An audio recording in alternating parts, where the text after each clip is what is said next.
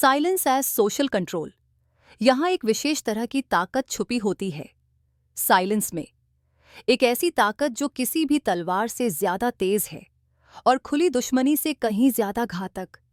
ज्यादातर लोग शब्दों से डरते हैं, इंसल्ट्स, एक्यूजेशंस, वो अफवाहें जो जंगल में आग की तरह फैलती हैं।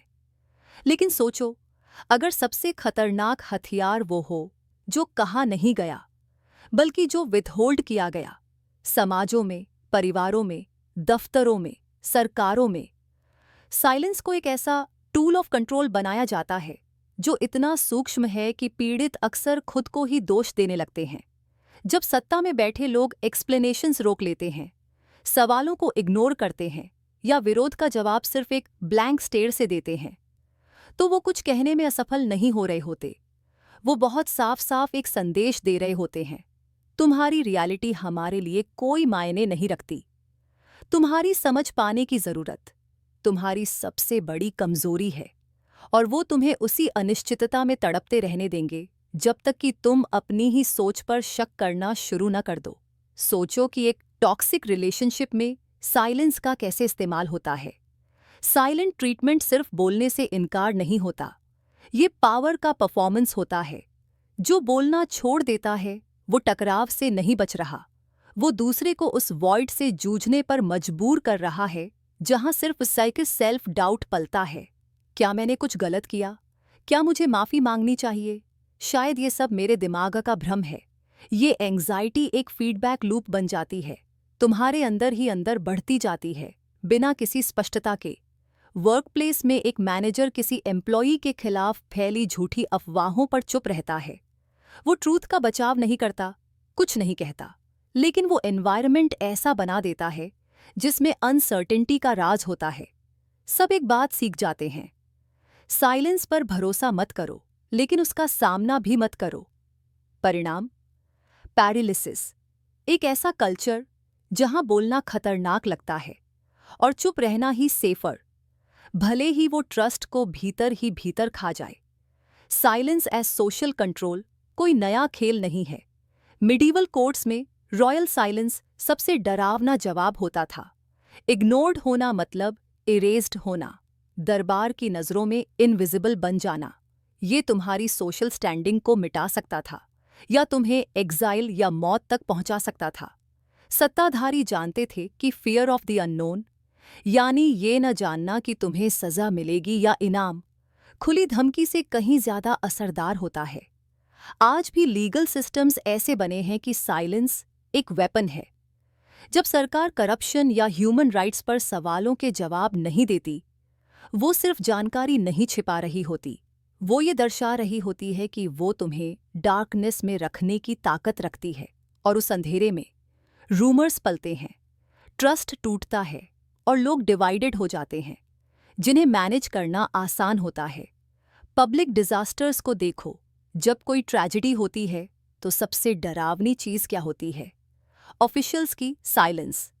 ना कोई जवाब, ना कोई स्पष्टीकरण, बस कुछ अस्पष्ट स्टेटमेंट्स या फिर पूरी तरह से अवॉइडेंस। लोगों की एंग्जाइटी उस खालीपन को भर देती है।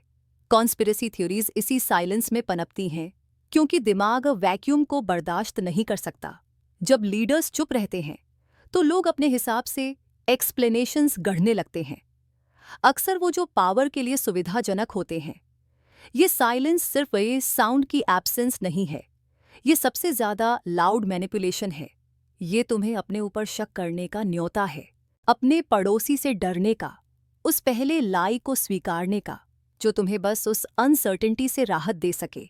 परिवारों में ये जेनरेशनल साइलेंस एक साइकिल ऑफ कंट्रोल बन जाती है। Secrets, unspoken traumas, taboo subjects, ये सब पास डाउन होते हैं।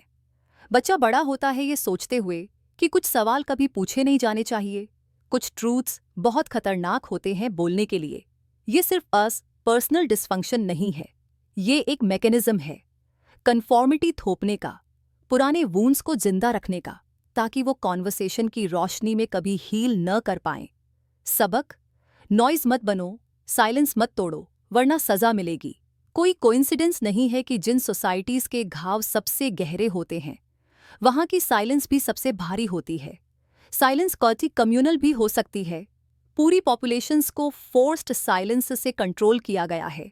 सेंसरशिप, सर्वेलेंस का डर और स्पीकिंग आउट करने का खतरा। ऐसे माहौल में जो नहीं कहा जाता वही सबसे भारी होता है। तुम ग्लांसेस, पॉजेज और अनसेड चीज़ों को पढ़ना सीख जाते हो। धीरे धीरे तुम साइलेंस को इंटरनलाइज कर लेते हो। तुम खुद को सेंसर करना शुरू कर देते हो।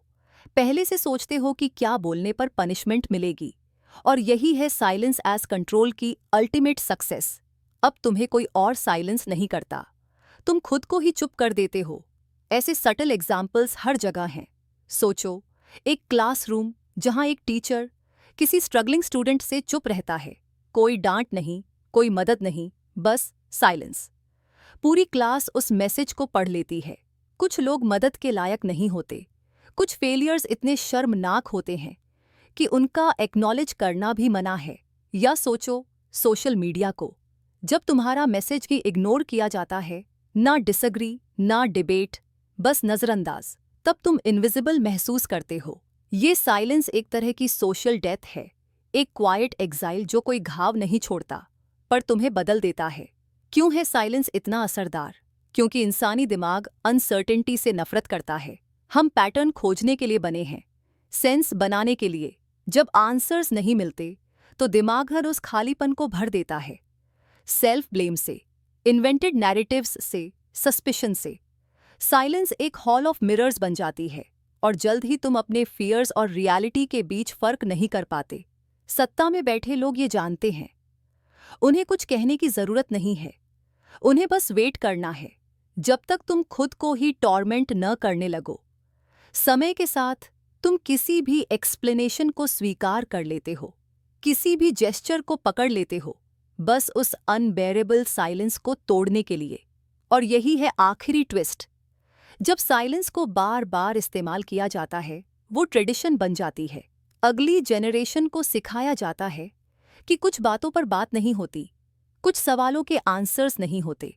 यही है वो तरीका जिससे पूरे सोसाइटीज़ को बिना कोई कमांड दिए शेप और कंट्रोल किया जा सकता है। सिर्फ साइलेंस से, सही वक्त पर, सही लोगों द्वारा, और तुम्हारी वल्नरेबिलिटी के सबसे नाजुक पलों में। अगर कभी तुमने साइलेंस के सामने एंग्जाइटी महसूस की है, अगर तुमने खुद से सवाल किए हैं जब किसी ने जवाब देने से इनकार कर दिया, तो जान लो ये तुम्हारी कमजोरी नहीं है, ये उस सबसे पुराने और सबसे परिष्कृत फॉर्म्स ऑफ सोशल कंट्रोल में से एक का नतीजा है। अगली बार जब तुम उसे महसूस करो, वो चुप्पी, वो इनकार, वो मुस्कान जो कुछ नहीं कहती, तो पहचानो उसे। तुम अकेले नहीं हो उस साइलेंस में।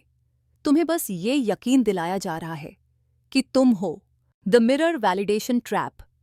यहां तुम्हें पता करना है कि तुम कौन हो, लेकिन इसमें एक गुप्त जाल छिपा है। जिंदगी के सबसे ताकतवर शीशे सिर्फ कोई तुम्हारा अक्स नहीं दिखाते, वो तुम्हें बनाते हैं, तोड़ते हैं, बदलते हैं, जब तक कि तुम्हारी अपनी पहचान तुम्हारी नहीं रहती। मिरर वैलिडेशन ट्रैप समाज की सबसे पुरानी चालों में से एक है। ये सिर्फ अपने चेहरे को निहारने की बात नहीं है, बल्कि दूसरों की नज़रों, उनकी रजामंदी, उनकी प्रतिक्रियाओं में खुद को देखने की लत है। तुम्हारे आसपास के लोग तुम्हारे लिए शीशा बन जाते हैं, बट देयर डिस्टॉर्टेड मिरर्स, कभी झूठी तारीफों से सजे हुए तो कभी आलोचनाओं की धूल से धुंधले।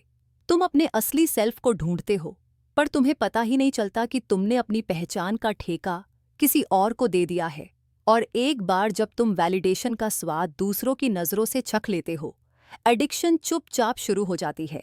फिर हर अप्रूवल भरी नज़र, हर सराहना भरा सिर हिलाना, हर सटल सिग्नल तुम्हारे लिए ऑक्सीजन बन जाता है। लेकिन यह हवा बहुत पतली होती है। अगर तुम्हारा मिरर निराश हो जाए, तुम सिकुड़ जाते हो। अगर वो प्राउड हो जाए, तुम फूल जाते हो। धीरे धीरे तुम भूल जाते हो कि तुम्हारा असली चेहरा कौन सा है, और वो कौन सा है जो दूसरों की तारीफों में बना है। बचपन से ये खेल शुरू हो जाता है। मम्मी पापा ने क्लैप किया परफॉर्मेंस पर, तुम सोचते हो मैं अच्छा हूं क्योंकि वो मुस्कुरा रहे हैं। टीचर ने शाबाशी दी आंसर पर। लर्निंग अब नॉलेज के लिए नहीं, बल्कि गोल्ड स्टार कमाने के लिए होती है। तारीफ, applause, I am proud of you तुम्हारी सांस बन जाते हैं। लेकिन कभी गौर किया, अगर मिरर उदास है तुम भी उदास हो जाते हो। अगर वो झल्ला जाए, तुम खुद को ही दोष देने लगते हो।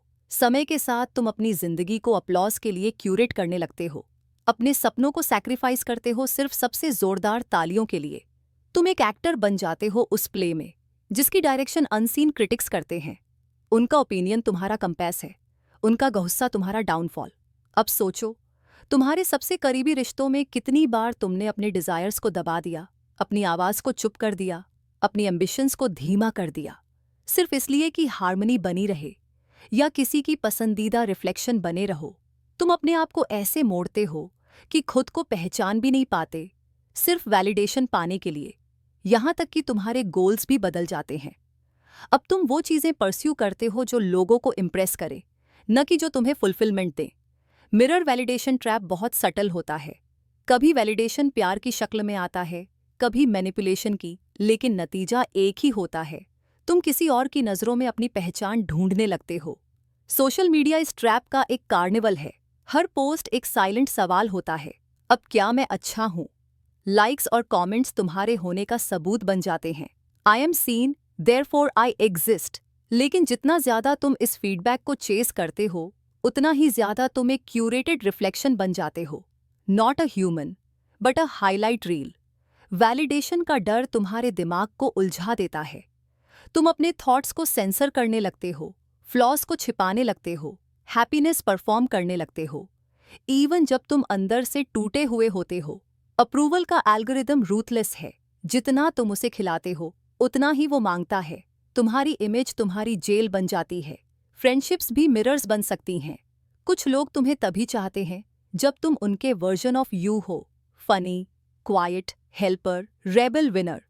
पर जैसे ही तुम बदलते हो, रिफ्लेक्शन ठंडा पड़ जाता है।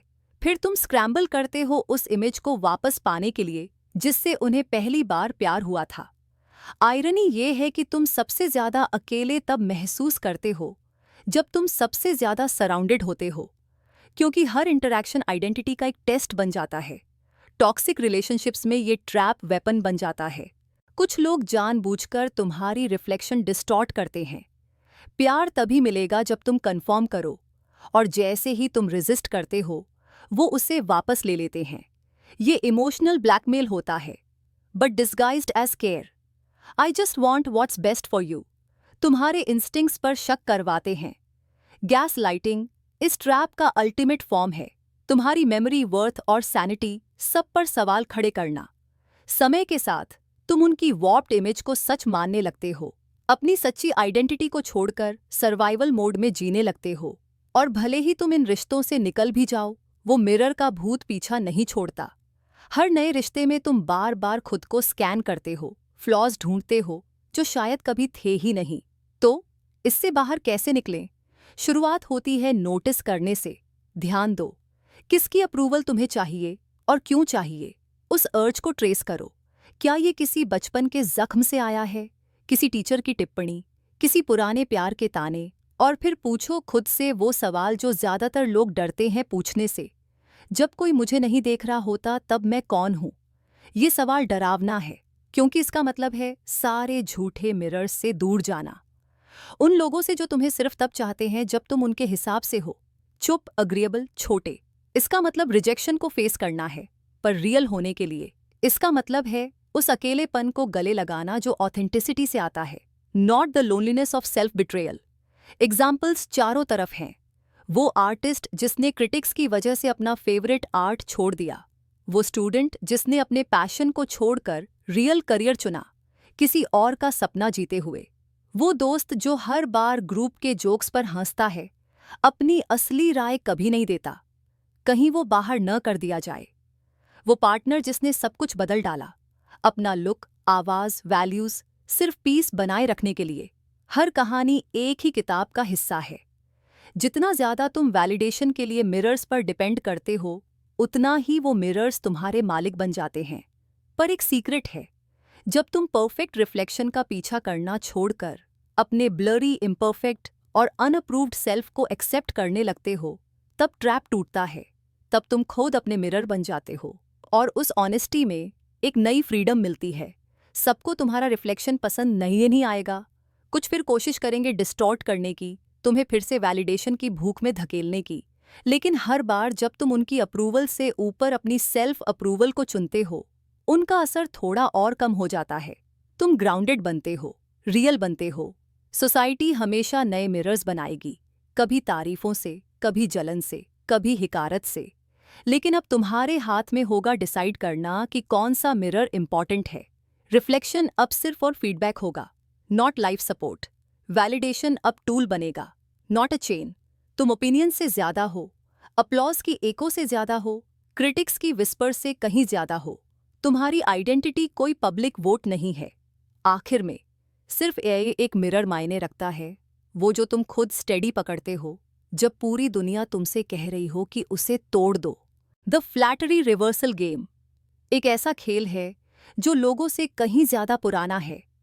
एक साइकोलॉजिकल ट्रिक जो पहली बार में ऑलमोस्ट जादू जैसा लगता है और फिर धीरे धीरे एक जहर बन जाता है। जब तक आपको पता चलता है कि आपके साथ क्या हुआ है, ये इंसल्ट या क्रिटिसिज्म से शुरू नहीं होता। ये शुरू होता है तारीफ से। लेकिन ये तारीफ आपकी अच्छाइयों की नहीं होती, ना ही आपके सुंदर या नोबल क्वालिटीज की। नहीं, फ्लैटरी रिवर्सल गेम निशाना बनाता है आपकी आत्मा की दरारों को, उन फ्लॉज को जिनके बारे में आप चुपचाप दुआ करते हैं कि कोई देख न ले। ये सब बहुत इनोसेंटली शुरू होता है, कुछ ऐसे कॉम्प्लीमेंट से जो थोड़े ज्यादा स्पेसिफिक लगते हैं, ज्यादा पर्सनल और थोड़े ज्यादा इंटीमेट, इतना कि डिस्कम्फर्ट होने लगे। मान लीजिए आप वो इंसान हैं जो अपनी एंग्जाइटी छिपाने के लिए बार बार जोक्स करता है और अचानक कोई आपको कहता है you are the life of the party, आपकी रेकलेस सेंस ऑफ ह्यूमर की तारीफ करता है और उन जोक्स पर जोर से हंसता है जो आप खुद जानते हैं कि सेल्फ सैबोटाजिंग हैं। या फिर आप अपने जिद्दीपन पर प्राउड हैं क्योंकि उसी ने आपको मुश्किलों से निकाला है।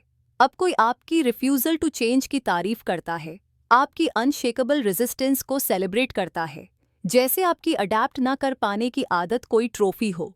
वो आपकी उस बात को नोटिस करते हैं जिससे आप सबसे ज्यादा अशेम्ड होते हैं और उसे पेडिस्टल पर रख देते हैं। इसका असर इंटॉक्सिकेटिंग होता है। ऐसा लगता है जैसे पहली बार कोई आपको पूरी तरह देख रहा है, जैसे राहत मिल रही हो कि दुनिया फाइनली कह रही है you're okay just the way you are. यहां तक कि उन हिस्सों में भी जो आपको खुद ब्रोकन लगते हैं। लेकिन यहीं आता है रिवर्सल। असल में वो क्या कर रहे हैं, वो धीरे धीरे आपकी कंपास को रीप्रोग्राम कर रहे हैं। वो अप्रूवल जोड़ रहे हैं उन हिस्सों से जिन्हें वो मैनिपुलेट कर सकते हैं। वो आपको नहीं देख रहे, वो आपको यूज कर रहे हैं। ये रिलेशनशिप्स में शुरू हो सकता है, रोमांटिक, प्लेटोनिक, यहाँ तक कि प्रोफेशनल भी। इमेजिन कीजिए एक बॉस जो आपकी लेट नाइट स्टेज की तारीफ करता है, लेकिन इसलिए नहीं कि आपका काम एक्सीलेंट है, बल्कि इसलिए कि आप कभी मना नहीं करते। धीरे धीरे आप क्वालिटी की परवाह छोड़ देते हैं और बस एग्जॉस्शन को चेस करने लगते हैं। या एक ऐसा फ्रेंड जो आपकी ब्रूटल ऑनेस्टी को प्रेज करता है, लेकिन इसलिए नहीं कि आप वाइज हैं, बल्कि इसलिए कि आप वर्ड्स को रेकलेस तरीके से फेंकते हैं और वो चाहते हैं कि आप उनकी लड़ाइयाँ लड़ें। वो जितना ज्यादा आपके फ्लॉज की तारीफ करते हैं, उतना ही ज्यादा वो फ्लॉज आपकी आइडेंटिटी का हिस्सा बन जाते हैं। ये फ्लैटरी एक्सीडेंटल नहीं होती, ये सर्जिकल होती है। ये एक स्लो कंडीशनिंग है, एफर्मेशन की एडिक्शन बनाने की केयरफुल ट्रेनिंग। समय के साथ आपका राइट और रॉन्ग का सेंस ब्लर हो जाता है और बस एक ही सवाल बचता है, नेक्स्ट टाइम मुझे उनकी तारीफ कैसे मिलेगी। आप उन्हीं फ्लॉज को एग्जैजरेट करने लगते हैं, लाउड और प्राउडली, ताकि वैलिडेशन मिलता रहे। एक लायर जिसे मास्टर ऑफ स्टोरीज कहा गया, अब झूठ बोलना छोड़ ही नहीं पाता। एक एडिक्ट जिसे कहा गया यूर वाइल्ड एंड फ्री, और भी गहराई में डूब जाता है। उनकी अप्रूवल सनलाइट जैसी लगती है। जब तक आपको ये एहसास न हो जाए कि वो सिर्फ वीड्स को ग्रो करती है, फ्लावर्स को नहीं, आप उनकी तारीफ के लिए तरसने लगते हैं। आप अपनी ही फ्लॉज को परफॉर्मेंस बना देते हैं, बिगर, लाउडर, बस उनके स्माइल के लिए। ये एडिक्टिव होता है। ये सिर्फ इमोशनल मैनिपुलेशन नहीं है, ये आपकी मॉरल कंपस की चुपचाप चोरी है। आप ये सोचना बंद कर देते हैं कि आपका एक्शन सही है या गलत। आप बस ये सोचते हैं कि क्या उसे अपलॉज मिलेगा। आपका सच्चा सेल्फ धीरे धीरे मिटने लगता है और उसकी जगह एक मास्क ले लेता है जो तभी मुस्कुराता है जब वो चाहते हैं। ये इतना पावरफुल क्यों होता है? क्योंकि प्रेज एक ड्रग है। फ्लैटरी आपकी लॉजिक को बाईपास करती है और सीधे उस डर तक पहुंचती है जहां आपको लगता है कि आप इनफ नहीं हैं, और वहां टेम्पररी रिलीफ देती है, लेकिन एक कीमत पर। ट्रैप फ्लॉज नहीं है। ट्रैप ये है कि आप ग्रो करना बंद कर देते हैं। आप अपने एक्शंस के असली कॉन्सिक्वेंसेस को देखना छोड़ देते हैं। आप अलाउ करते हैं किसी और को डिसाइड करने के लिए कि क्या चीज़ आपको लवेबल बनाती है। इतिहास इस गेम से भरा हुआ है। कल्ट लीडर्स इनसिक्योर लोगों को फ्लैटर करते हैं। उन्हें बताते हैं कि उनकी पैरानोया डिवाइन डिसर्नमेंट है। डिक्टेटर्स अपने सबसे वायलेंट सपोर्टर्स की तारीफ करते हैं, लॉयल लोगों की नहीं। फैमिलीज में भी कुछ पेरेंट्स अपने बच्चों की साइलेंस को रिवॉर्ड करते हैं, सीक्रेसी को प्यार की निशानी बना देते हैं, और बच्चा सोचने लगता है कि उनकी कंप्लायंस ही लव है। फिर वो बच्चा ट्रूथ बोलने में शर्माने लगता है। रिवर्सल इतना कंप्लीट हो जाता है कि अगर वो इंसान जाग भी जाए तब भी अपनी पुरानी वैल्यूज को रिक्लेम करना मुश्किल हो जाता है। उन्हें लगने लगता है, क्या मैं कभी सच में वैसा था? फ्लैटरी रिवर्सल गेम का यही डार्क सीक्रेट है। ये सिर्फ आपके बिहेवियर को नहीं बदलता, ये आपकी सेल्फ ट्रस्ट को इरेज कर देता है। आप खुद को सिर्फ उनकी नज़रों से देखने लगते हैं। वो चीज़ें जो पहले आपको अनकंफर्टेबल लगती थीं, अब आपकी आइडेंटिटी बन चुकी होती है। धीरे धीरे ये एक लूप बन जाता है। आपको उनकी तारीफ की ज़रूरत होती है क्योंकि आप अंदर से वैलिडेशन देना भूल चुके होते हैं। आप अप्रूवल के भूखे हो जाते हैं और उसके रूल्स वो सेट करते हैं।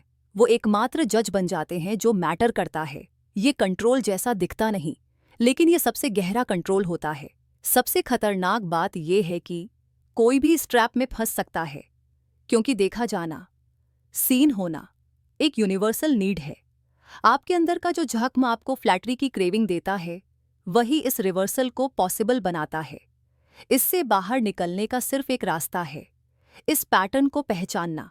देखिए आपकी कौन सी क्वालिटीज़ की तारीफ हो रही है और पूछिए, क्या ये प्रेज़ मुझे ग्रो करने में मदद कर रही है या मुझे रोक रही है? क्या ये अप्रूवल मुझे और ज़्यादा मेरा बना रही है या मुझे दूर कर रही है? फ्लैटरी रिवर्सल गेम बहुत सटल है, ऑलमोस्ट इनविजिबल, जब तक आप उसे देखना न सीख लें। लेकिन एक बार जब आप इस पैटर्न को पकड़ लेते हैं, आप अपनी कंपस को दोबारा कैलिब्रेट कर सकते हैं। अब आप उसी प्रेज़ को ढूंढते हैं जो आपको मजबूत बनाती है, ना कि छोटा। आखिर में सिर्फ आप तय कर सकते हैं कि किसकी अप्रूवल मैटर करती है। सिर्फ आप डिसाइड कर सकते हैं कि आपके अंदर क्या है जो सच में सेलिब्रेट किया जाना चाहिए। यही तरीका है गेम को तोड़ने का और अपनी कहानी वापस लेने का। The slow burn undermining. ये दर्द अचानक नहीं आता। तुम एक दिन टूटकर नहीं उठते। तुम उठते हो थोड़ा सा छोटा महसूस करते हुए, थोड़ा कम यकीन से भरे हुए और थोड़ा ज़्यादा थके हुए, अपने ही दिमाग की हड्डियों तक में थकान महसूस करते हुए। ये जो धीरे धीरे जलने वाली टूटन है ना, ये शोर नहीं मचाती। ये कोई बड़ा धमाका नहीं है। ये तो बस कान के कोने में एक धीमी सी फुसफुसाहट है। हर जीत के बाद उठता एक अनदेखा बोझ है, अपने ही खिलाफ मुड़ती सोच की खामोश चाल है। लोग जब मैनिपुलेशन की बात करते हैं तो उन्हें लड़ाइयाँ, चीखें और हंगामा याद आता है, लेकिन असली तबाही वहाँ होती है जहाँ सब कुछ शांत होता है। ऐसे लम्हे जो इतने छोटे होते हैं कि अक्सर भुला दिए जाते हैं, लेकिन वो अंदर ही अंदर तुम्हें गला देते हैं। जब तक एक दिन तुम ये भी भूल जाओ कि मजबूत होना कैसा महसूस होता था। जरा सोचो, एक मोमबत्ती जो तुमने कभी जलाई ही नहीं, लेकिन फिर भी जल रही है। हर पल तुम्हारा आत्मविश्वास पिघलाता हुआ, और तुम्हें दिख भी नहीं रहा कि माचिस किसके हाथ में है। शुरुआत बहुत मासूम सी लगती है। एक दोस्त, एक पार्टनर, एक मेंटर या शायद कोई माता पिता कैजुअली कहते हैं, क्या तुम पक्का यही करना चाहते हो? लगता है जैसे चिंता है, जैसे परवाह है, बस एक बात है। लेकिन नहीं। पहली बार तुम रुक जाते हो, दूसरी बार तुम खुद पर शक करने लगते हो, तीसरी बार बोलने से पहले ही तुम उनके चेहरे का इजहार पढ़ने लगते हो। वो नज़र, वो लंबी सांस, वो सिर का हल्का सा झुकाव। हर बार ये इतना छोटा होता है कि शायद तुम्हें दिखता भी नहीं, लेकिन ये शक्कर बीज की तरह होते हैं, और वो बीज जिस मिट्टी में लगते हैं वो होती है तुम्हारी ट्रस्ट और तुम खुद उन्हें पानी देते हो, क्योंकि तुम प्लीज़ करना चाहते हो, क्योंकि तुम मुश्किल नहीं बनना चाहते, क्योंकि तुम टकराव से बचना चाहते हो। तुम खुद अपने शक्रों के माली बन जाते हो। यही है स्लो बर्न अंडरमाइनिंग का असली तरीका। कोई तुम्हें बेकार नहीं कहता, बस इतना कहते हैं कि थोड़ा और बेहतर हो सकते थे। कोई ये नहीं कहता कि तुम गलत हो, बस इतना पूछते हैं, क्या अच्छे से सोचा है? तुम्हारे सपनों को कोई मना नहीं करता, बस हर बार कुछ और रास्ते सुझाते हैं, हल्के से उठे हुए भौहों और थके हुए हंसी के साथ। वो तुम्हें तुम्हारी पुरानी गलतियां याद दिलाते हैं, सजा देने के लिए नहीं, बस ताकि फिर से न दोहराओ। वो कहते हैं कि उन्हें तुम पर भरोसा है, लेकिन तुम्हें हमेशा उनकी शंका ही याद रहती है। ये हजारों छोटे छोटे कट होते हैं, कोई गहरा नहीं जिस पर चीख सको, लेकिन जब सब मिलते हैं तो तुम्हारा खून चूस जाते हैं। धीरे धीरे तुम उनके शब्दों को उनके बिना सुने ही सुनने लगते हो। तुम हर फैसले को 2 बार जांचते हो, अपनी इंस्टिंक्ट्स पर 3 बार शक करते हो। तुम अपने मन में बातें दोहराते हो, दोनों किरदार निभाते हुए, और हर बार तुम माफी मांगते हो। अब मोमबत्ती जल रही है, और उस मोम का नाम है तुम। समय के साथ तुम्हारी दुनिया सिकुड़ती जाती है, तुम्हारी राय नरम पड़ती जाती है। तुम उन बातों से खुद को दूर कर लेते हो जिन्हें तुम पहले शुरू करते थे। तुम कम हंसते हो, लेकिन ज्यादा मुस्कुराते हो, लोगों को खुश करने के लिए। तुम्हारे सपने छोटे हो जाते हैं, ज्यादा सुरक्षित, ज्यादा स्वीकार्य। तुम खुद को छोटा बनाने में माहिर हो जाते हो। अगर कोई पूछे कि तुम्हारे साथ क्या हुआ, तो तुम्हारे पास कोई कहानी नहीं होती, कोई ड्रामा नहीं, कोई झटका नहीं, बस एक धीमी सी मिट्टी की तरह गिरती हुई परछाई। तुम शायद उस इंसान का बचाव भी करोगे जिसने तुम्हें पिघला दिया। वो तो बस मदद करना चाहते थे, शायद मैं ही ज्यादा सेंसिटिव हूं। यही इस पूरे खेल की चतुराई और निर्दयता है, स्लो बर्न अंडरमाइनिंग का जादू। इसे नाम देना ही मुश्किल होता है। ये वो गर्मी है जो जलन बनती है तभी जब तुम्हें छाले दिखने लगते हैं। तुम बगावत नहीं करते, तुम खुद को ढाल लेते हो। यही तो सर्वाइवर्स करते हैं। तुम अपना तापमान बदलते हो, अपनी उम्मीदें कम करते हो, खुद को अंधेरे के हिसाब से ढाल लेते हो, ताकि वो घना अंधेरा तुम्हें काट न दे। ऐसे उदाहरण हर जगह हैं, लेकिन कोई बात नहीं करता। एक टैलेंटेड आर्टिस्ट जो पेंटिंग करना छोड़ देता है क्योंकि किसी ने बार बार रियल जॉब की याद दिलाई। एक स्टूडेंट जो सवाल पूछना बंद कर देता है क्योंकि हर जवाब के बाद एक लंबी सांस या एक मजाक उड़ता था। इतना कम कि कोई आरोप नहीं लगाया जा सके, लेकिन इतना ज्यादा कि आत्मा में सेंध लग जाए। एक पार्टनर जो हर बार माफी मांगता है क्योंकि वो गलत है नहीं, लेकिन क्योंकि उसने सीख लिया है कि शांति ऑनेस्टी से नहीं, बल्कि खामोशी से आती है। तुम्हें बर्बाद करने के लिए किसी विलन की ललकार की जरूरत नहीं होती, बस इतना काफी है कि तुम अपने विचारों को धीरे धीरे एडिट करने लगो, जब तक कि तुम्हारी खुद की आवाज भी अपनी न लगे। और सबसे डरावनी बात यह है कि शायद तुम्हें कभी ये समझ ही ना आए कि ये सब हुआ कैसे। तुम इन शकों को सालों दशकों तक ढोते रह सकते हो। तुम एक दिन उठते हो और आईने में जिस शख्स को देखते हो वो तुम्हें अपना नहीं लगता। वो जोश गायब है, बचा है तो बस कैलकुलेशन। स्पार्क की जगह घबराहट है। तुम एक ऐसी वर्जन को याद करके रो सकते हो जिसे तुम अब पहचान भी नहीं पाते। यही है स्लो बर्न अंडरमाइनिंग की विरासत। ये सिर्फ तुम्हारा आत्मविश्वास नहीं चुराता, ये तुम्हारा इतिहास दोबारा लिखता है। ये तुम्हें खुद के यकीन की स्मृति से भी दूर कर देता है। लेकिन इससे बाहर निकलने का रास्ता है। सबसे पहला कदम है पैटर्न को पहचानना। खुद से पूछो, ये आवाज किसकी है जो तुम्हें हर बार रोकती है? ये शक किसके हैं जिन्हें तुम अब ट्रूथ की तरह ढोते हो? किसने तुम्हें तुम्हारी ही महत्वाकांक्षा से डरना सिखाया? एक बार तुम नाम दे दो तो तुम वापसी शुरू कर सकते हो। तब तुम्हें समझ आता है कि मोमबत्ती बुझाई जा सकती है। तुम दोबारा खुद पर भरोसा करना सीख सकते हो, पर इसमें वक्त लगेगा, धैर्य लगेगा, और कभी-कभी उन लोगों से दूर जाना पड़ेगा जो दिखते तो हैं जैसे परवाह करते हैं, लेकिन धीरे धीरे तुम्हें खोखला करते जाते हैं। अब तुम्हें खुद अपने कॉन्फिडेंस के फायर कीपर बनना होगा। तुम्हें हर दिन ये तय करना होगा कि वो मोमबत्ती अब सिर्फ तुम्हारे लिए जलेगी, तुम्हारे खिलाफ नहीं। और अगर तुम ऐसा कर सको तो धीरे धीरे, चुपचाप, मोम दोबारा जमने लगता है। आत्मविश्वास लौटता है, पहले थोड़ा कमजोर, फिर धीरे धीरे मजबूत।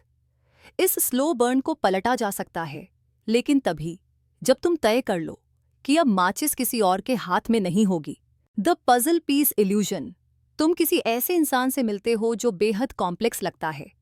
उसका माइंड एक 1000 पीस वाली जिक्सॉ पजल की तरह है, जो एक ऐसे फ्लोर पर बिखरी है जिसे तुम ठीक से देख भी नहीं सकते। वो तुम्हें छोटे छोटे हिंट्स देता है, कहानियों के टुकड़े, एक घायल सी नज़र, एक रहस्यमयी मुस्कान।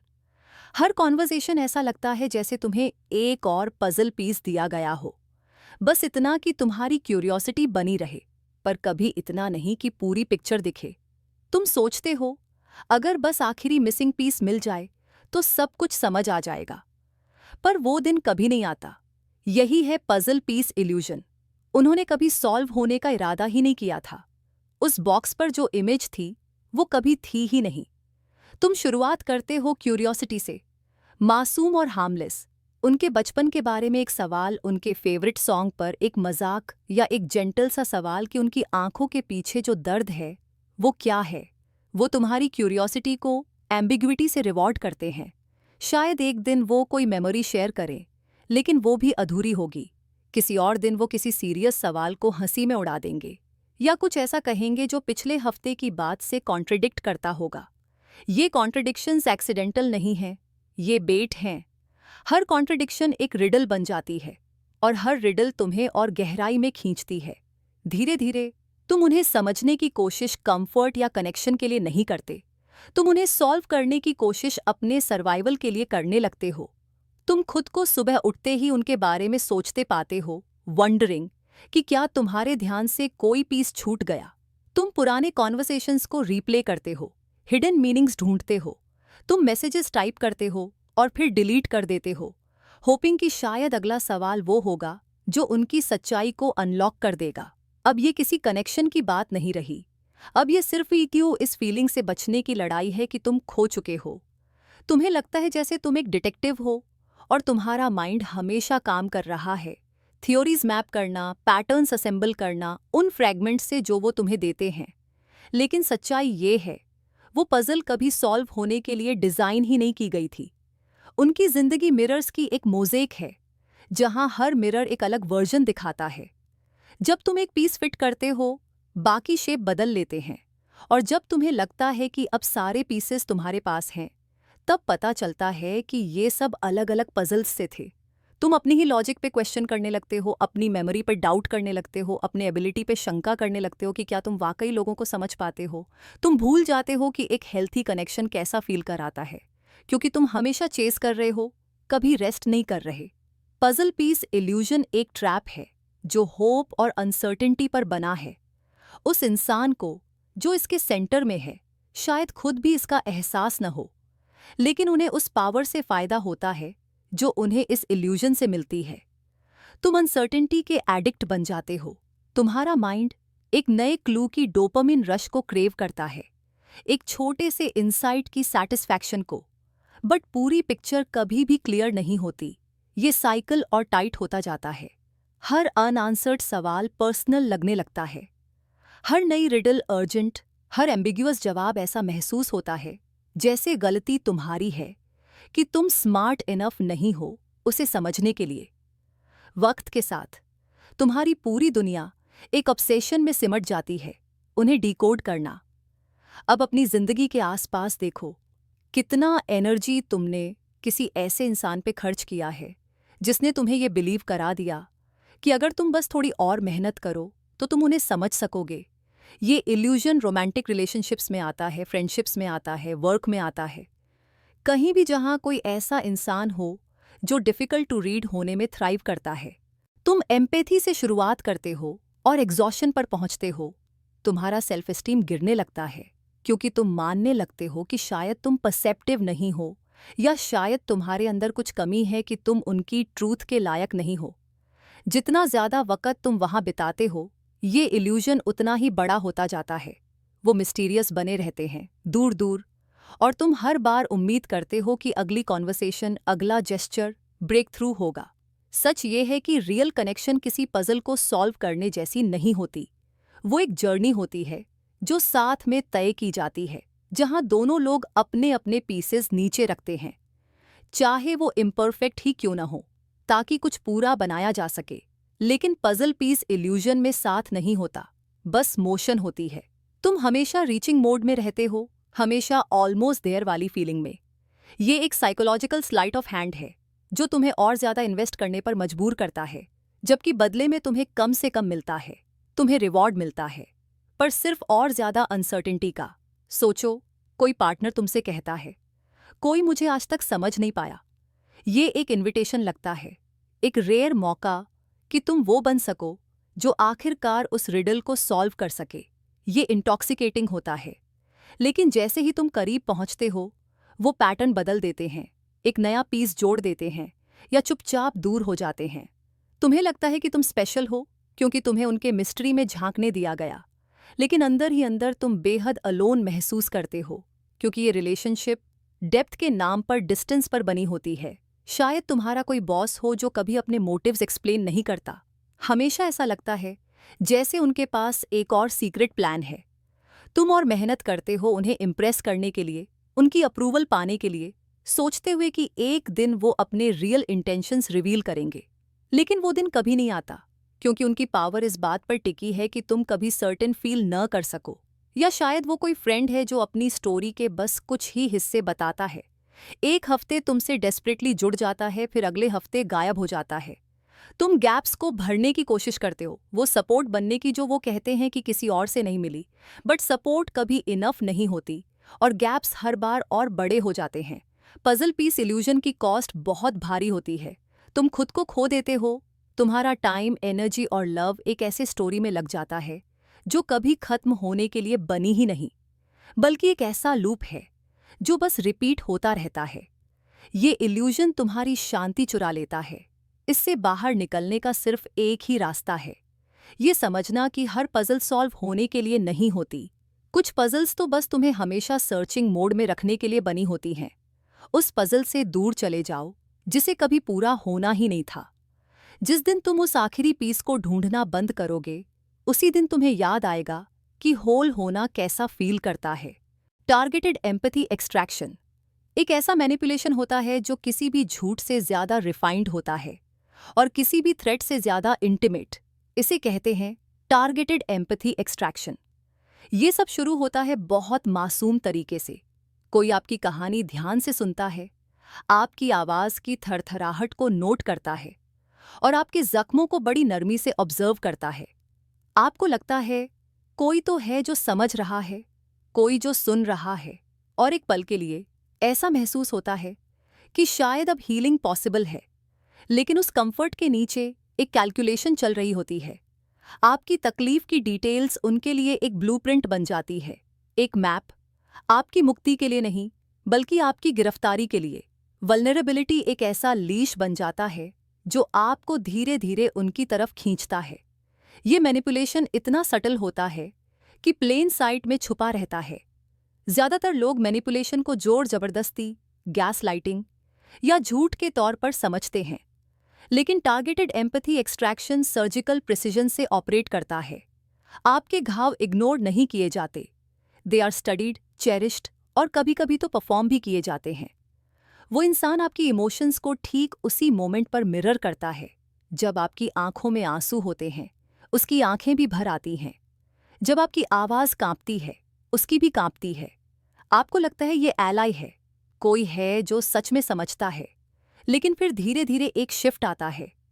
आपकी बाउंड्रीज नेगोशिएबल हो जाती हैं, आपकी एनर्जी ड्रेन होने लगती है और आप खुद को बार बार उनकी प्रॉब्लम्स सॉल्व करते हुए पाते हैं।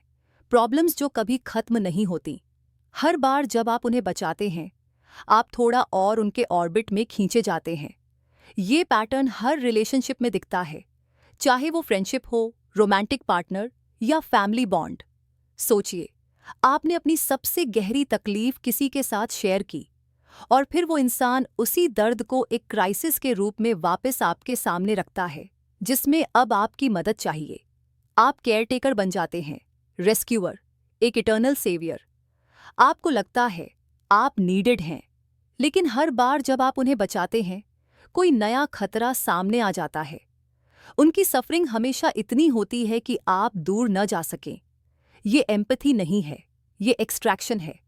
आपकी कंपैशन अब कोई गिफ्ट नहीं रही, अब वो एक रिसोर्स है जिसे हार्वेस्ट किया जाता है और फिर कंज्यूम। इसकी सबसे सोफिस्टिकेटेड वर्जन वो लोग परफॉर्म करते हैं जो इमोशनल क्यूज को बहुत बारीकी से समझते हैं। उन्हें पता होता है कि आपको क्या दर्द देता है, क्या आपको सॉफ्ट बनाता है और क्या आपको हीरोइक फील कराता है। वो आपकी पेन का मिरर बन जाते हैं और उनका एम्पैथी परफॉर्मेंस कभी-कभी आपके खुद के परिवार से ज्यादा रियल लगता है। लेकिन उनका हर एक्ट, हर आंसू कैलकुलेटेड होता है ताकि आप इन्वेस्टेड रहें। वर्क प्लेसेस में भी ये डायनामिक चलता है। लीडर्स या कॉलीग्स अपने हार्डशिप की कहानियां सुनाते हैं ताकि वो लॉयल्टी गैदर कर सकें, क्रिटिसिज्म साइलेंस कर सकें या ऐसे डिसीजंस जस्टिफाई कर सकें जो दूसरों को नुकसान पहुंचाते हैं। If you only knew what I have been through, वो कहते हैं, और अचानक आपकी फ्रस्ट्रेशन पिटी में बदल जाती है, लीश और टाइट हो जाती है और आप रेजिस्टेंस छोड़ देते हैं। एम्पैथी एक बहुत पावरफुल फोर्स है, ह्यूमैनिटी की सबसे बड़ी स्ट्रेंथ्स में से एक। लेकिन जब इसे वेपनाइज किया जाता है तो ये कंट्रोल का एक ऐसा तरीका बन जाता है जो फियर जितना ही असरदार होता है। सोचिए कल्ट्स, पॉलिटिकल मूवमेंट्स या इवन ब्रांड्स कैसे पेन और रिडेम्पशन की स्टोरीज का इस्तेमाल करके लोगों को अट्रैक्ट करते हैं। वो अपने जख्म क्रेडेंशियल्स की तरह दिखाते हैं, हीलिंग के लिए नहीं बल्कि आपको रिक्रूट करने के लिए, एक विटनेस और हेल्पर के रूप में। आप जितना ज्यादा केयर करते हैं, जितना ज्यादा देते हैं, उतना ही ज्यादा आप इंटैंगल्ड हो जाते हैं। आपकी लॉयल्टी अब रैशनल नहीं रहती। आप पर्सन या कॉज से नहीं बल्कि अपने सेवियर होने की इमेज से जुड़े होते हैं। टाइम के साथ ये साइकिल एग्जॉस्टिंग हो जाती है। आप नोटिस करते हैं कि आपकी कंपैशन ड्रेन हो रही है, आपकी बाउंड्रीज डिसॉल्व हो रही हैं, और जब आप पीछे हटना चाहते हैं, गिल्ट आपको रोकता है। लेकिन हर बार जब आप थोड़ा पीछे हटते हैं तो एक नया परफॉर्मेंस सामने आता है, एक नई कहानी, एक और टीयर, एक और डेस्परेट प्ली। साइकिल रिपीट होता है जब तक कि आप अपने मोटिव्स पर ही शक करने न लगें। क्या मैं सच में हेल्प कर रहा हूं या मैं हेल्प का एक परफॉर्मेंस बन चुका हूं जिससे बाहर निकलना एक विलन जैसा महसूस होता है। टारगेटेड एम्पैथी एक्सट्रैक्शन ऐसे ही काम करता है। ये आपको आपकी खुद की गुडनेस में उलझा देता है, आपकी कंपैशन को एक प्रिजन में बदल देता है। ये फैमिलीज में भी होता है। पेरेंट्स बच्चों से एम्पैथी एक्सट्रैक्ट करते हैं, खुद को विक्टिम दिखाकर, ताकि बच्चा उनके पेन की रिस्पॉन्सिबिलिटी लेने लगे। फ्रेंड्स भी ऐसा करते हैं, हमेशा क्राइसिस में, हमेशा नीडिंग रेस्क्यू। एंटायर कम्युनिटीज तक इस डायनामिक पर चल सकती हैं। कुछ लोग हमेशा सेवियर बने रहते हैं और कुछ हमेशा सफरर। स्क्रिप्ट कभी नहीं बदलती, लेकिन कॉस्ट हमेशा आपकी एनर्जी, आपकी होप और आपकी सेल्फ आइडेंटिटी होती है। टारगेटेड एम्पैथी एक्सट्रैक्शन की सबसे बड़ी ताकत है इसकी इनविजिबिलिटी। ये आपके बेस्ट क्वालिटीज को फ्लैटर करता है, आपकी कंपैशन, आपकी रेजिलियंस, आपकी हिसेसिंग, आपकी हीरोइज्म, और धीरे धीरे उन्हें कंज्यूम करता है। ये आपकी सबसे बड़ी स्ट्रेंथ को आपकी सबसे बड़ी वल्नरेबिलिटी में बदल देता है। और जब तक आप पैटर्न को पहचानें, तब तक आप ऑलरेडी थक चुके होते हैं, उलझ चुके होते हैं और इतने इन्वेस्ट कर चुके होते हैं कि ब्रेक फ्री करना मुश्किल हो जाता है। अगर कभी आपने महसूस किया है कि आपकी एम्पैथी एक लीश बन गई है, अगर आपको लगा है कि आपकी केयर कभी फुलफिल नहीं होती, बस और ज़्यादा ज़रूरत पैदा करती है, तो आप अकेले नहीं हैं। ये आपकी काइंडनेस की फेलियर नहीं है, ये इस बात का साइन है कि काइंडनेस कितनी आसानी से रीडायरेक्ट की जा सकती है उन लोगों द्वारा जो पेन को स्टडी करते हैं, हीलिंग के लिए नहीं बल्कि कंट्रोल के लिए। इसका एंटीडोट ये नहीं है कि आप कम कंपैशनेट बने, बल्कि ये है कि आप ज़्यादा अवेयर बने, पैटर्न्स को देखें, बाउंड्रीज को समझें और ये पहचानें कि कौन सी एम्पैथी हील करती है और कौन सी आपको बाइंड करती है। सिर्फ तभी आप अपनी कंपैशन को रिक्लेम कर सकते हैं, एक चॉइस की तरह, कंपल्शन की तरह नहीं। The dignity date setup. ज़रूरत के वक़्त जो मदद मिलती है वो हमेशा तोहफा नहीं होती, कभी कभी वो एक कर्जर्स बन जाती है। यही है डिग्निटी डेट सेटअप, जो बाहर से करुणा की तरह दिखती है लेकिन अंदर ही अंदर आपकी आत्मा की कीमत वसूलती है। ये तब शुरू होती है जब आप सबसे नीचे होते हो, टूटे हुए, थके हुए, अपनी ही नज़रों में गिर चुके, और तभी वो आते हैं हाथ फैलाए हुए जैसे फरिश्ते। वो आपके आंसू पोंछते हैं, आपके जख्मों पर मरहम लगाते हैं, आपको उठा खड़ा करते हैं। लेकिन हर मदद एक सौदा है। कीमत कभी बोली नहीं जाती, लेकिन वक्त आने पर उसका हिसाब भेजा जरूर जाता है। वो हिसाब जो अदृश्य स्याही में लिखा होता है, आपकी डिग्निटी की कीमत पर। शुरुआत में आप शुक्रगुजार होते हो, राहत मिलती है, शायद हैरानी भी होती है। किसी ने आपकी तकलीफ देखी, आपको बचाया। आप खुद को खास महसूस करते हो, आखिर उन्होंने ही तो बचाया। जब बाकी सबने मुंह मोड़ लिया, लेकिन धीरे धीरे वो शुक्रिया अपराध बोध में बदलने लगता है। उनकी नज़रों में, उनके लहजे में कुछ बदल जाता है। वो मदद कभी मुफ्त नहीं थी। हर बार जब आप फिर से उठने की कोशिश करते हो, अपनी ताकत लौटाने की, वो आपको याद दिलाते हैं, नरमी से लेकिन लगातार, कि आप कभी टूटे थे। याद दिलाते हैं किसने आपको जोड़ा था। ये कोई खुली डिमांड नहीं होती, लेकिन हर बातचीत पर एक उम्मीद तैरती रहती है। डिग्निटी डेट सेटअप दिखने में कभी स्पष्ट नहीं होती, ये छिपी रहती है छोटे इशारों में। वो फेवर जो कभी भुलाया नहीं जाता, वो काइंडनेस जो महफिल में दोहराई जाती है, वो मदद जो अब आपके वर्थलेसनेस का सबूत बन गई है। आप आगे बढ़ने की कोशिश करते हैं, खुद को दोबारा खड़ा करने की, बट कहानी पीछा नहीं छोड़ती। आप वो इंसान बन जाते हो जिसे बचाया गया था। आपकी आज़ादी की कोशिशें उन्हें नाराज़ कर देती हैं, या और भी बुरा, आपको गिल्टी महसूस करवा देती हैं। इतना सब किया हमने, और अब तुम? हर बार जब आप आज़ाद होना चाहते हो, वो एक धोखा लगने लगता है। ये जाल हर जगह है। परिवारों में, जहां एक माँ या बाप बार बार बच्चा संभालते हैं, फिर बदले में जिंदगी भर की वफादारी मांगते हैं। दोस्ती में, जहां एक दोस्त हमेशा सहारा देता है और दूसरा हमेशा माफी मांगता रहता है। रिश्तों में, दफ्तरों में, हर जगह जहां ताकत को दरिया दिली का नाम दे दिया जाता है। कभी कभी तो ये इंसान नहीं, बल्कि एक सिस्टम होता है जो मुसीबत में राहत देता है, लेकिन फिर आपको हर पल याद दिलाता है कि आपके जीने की चाबी उनके पास है। सबसे खतरनाक हिस्सा ये है कि ये आपके दिमाग में आपकी कहानी ही बदल देता है। आप खुद मान लेते हो कि आप कर्जदार हो। ये कर्ज एक अदृश्य जंजीर बन जाता है। आप सोचते हो कि जो भी आपने हासिल किया है वो सिर्फ उनकी वजह से है। तो आप छोटे बन जाते हो, पीछे हटते हो, मौकों से डरने लगते हो, क्योंकि लगता है आप वहां सिर्फ इसलिए हो क्योंकि किसी ने आपको इजाजत दी। आपका आत्मविश्वास उधार का होता है। आपकी वर्थ एक शर्त पर टिकी होती है जो कभी भी छिन सकती है। सोचो उस दोस्त के बारे में जिसने आपको एक ब्रेकअप के बाद सहारा दिया और अब उम्मीद करता है कि आप हर बार उसे ही चुनो। उस बॉस के बारे में जिसने आपको दूसरा मौका दिया और अब जब आप सच बोलने लगते हो तो वो मौका एक हथियार बन जाता है। उस पार्टनर के बारे में जिसने आपका साथ तब नहीं छोड़ा जब आप टूटे हुए थे, लेकिन अब हर बहस में वो उसी दर्द का हवाला देता है। यहां तक कि सरकारें भी यही खेल खेलती हैं। आपदा में राहत देती हैं, फिर वफादारी, चुप्पी और वोट की मांग करती हैं। और सबसे पेचीदा बात, कई बार बचाने वाला इंसान ये जानता भी नहीं कि वो ये कर रहा है। उसे लगता है उसकी मदद प्योर है। वो अपने कंपैशन पर गर्व करता है, बिना समझे कि वो मदद कब नियंत्रण बन गई। और कभी कभी वो सब जानता है। डिग्निटी डेट सेटअप एक पुरानी कहानी है। किसी की तकलीफ किसी और की ताकत की नींव बनती है। सेवियर ताकतवर बनता है, जरूरी बनता है, और जिसे बचाया गया है वो हमेशा शुक्रगुजार, हमेशा परछाई में। इससे आज़ादी सिर्फ मदद लौटाने से नहीं मिलती। असली मुक्ति तब आती है जब आप अपनी कहानी फिर से लिखते हो। हाँ, आपको सहारा मिला था। हाँ, आप कमज़ोर थे, लेकिन आपकी पहचान सिर्फ उस पल से तय नहीं होती। आपकी वैल्यू उस वक्त भी थी जब आप टूटे हुए थे। आपकी जिंदगी की कीमत सिर्फ किसी और की मदद से नहीं जुड़ी। आप थैंक यू कह सकते हैं और फिर भी सिर उठाकर जी सकते हैं। इम्तिहान ये है, क्या आपका सेवियर आपकी आज़ादी पर खुश होता है या उससे डरता है? जब आप बदलते हो, क्या वो आपको आपके बीते वक्त की याद दिलाते हैं? क्या आप उन्हें नाराज करने से डरते हो, भले ही आपकी ज़रूरतें जायज़ हों?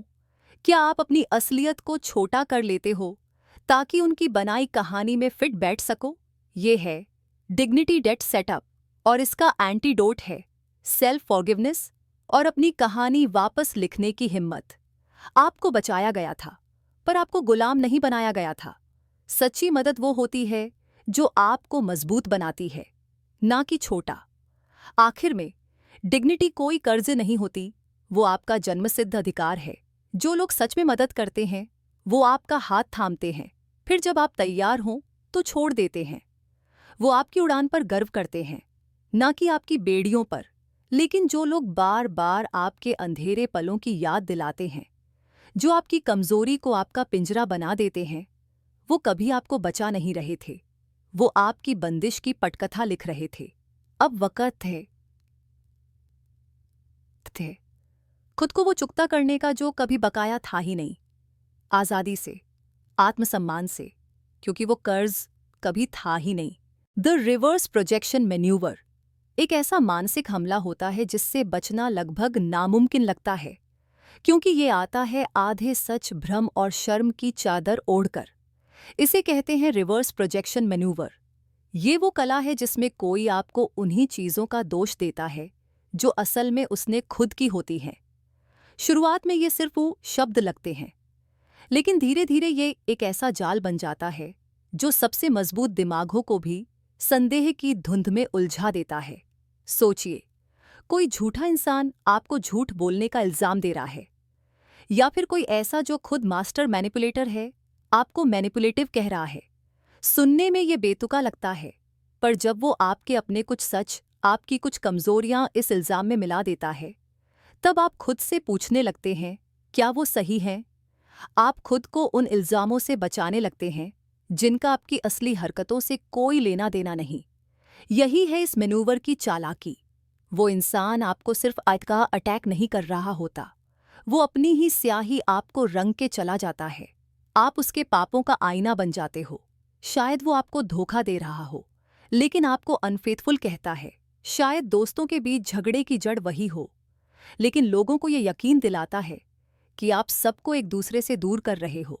पहले तो आपको गुस्सा आता है, झटका लगता है, लेकिन धीरे धीरे आप खुद को सवालों के घेरे में पाते हो। ये चाल इंसानी रिश्तों जितनी पुरानी है, पर्सनल डायनामिक्स से लेकर पॉलिटिक्स तक हर जगह मौजूद। नेता अपने विरोधियों को करप्शन का इल्जाम देते हैं, जबकि खुद स्कैंडल में डूबे होते हैं। ऑफिस में कोई कॉलीग आपके ऊपर प्रोजेक्ट की असफलता का ब्लेम डालता है ताकि खुद की गलतियां छुपा सके। यहां तक कि फैमिलीज में भी जिस बच्चे पर केओस फैलाने का इल्जाम होता है, वही अक्सर सबसे ज्यादा शांति बनाए रखने की कोशिश कर रहा होता है। इस मैन्यूवर की ताकत सिर्फ इल्जाम में नहीं है, बल्कि सच की हेराफेरी में है। वो लोग प्रोजेक्शन को सच के छोटे छोटे टुकड़ों में लपेटकर पेश करते हैं, जैसे कोई मैजिशियन अपने ट्रिक के लिए सुराग बिछा रहा हो। शायद आपसे कोई गलती हुई हो, कोई चीज भूल गए हों, लेकिन वो छोटी भूलें अब एक बड़े जुर्म का सबूत बना दी जाती हैं, जो आपने कभी किया ही नहीं।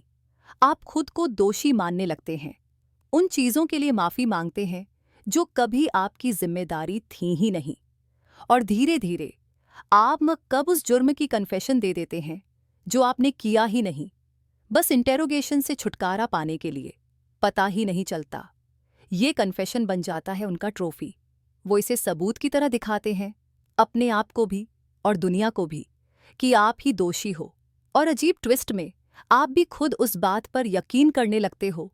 जितनी देर आप इस मेज में फंसे रहते हो, उतना ही आपकी मेमोरी धुंधली हो जाती है। उनकी गढ़ी हुई कहानी आपकी असली यादों को रिप्लेस कर देती है।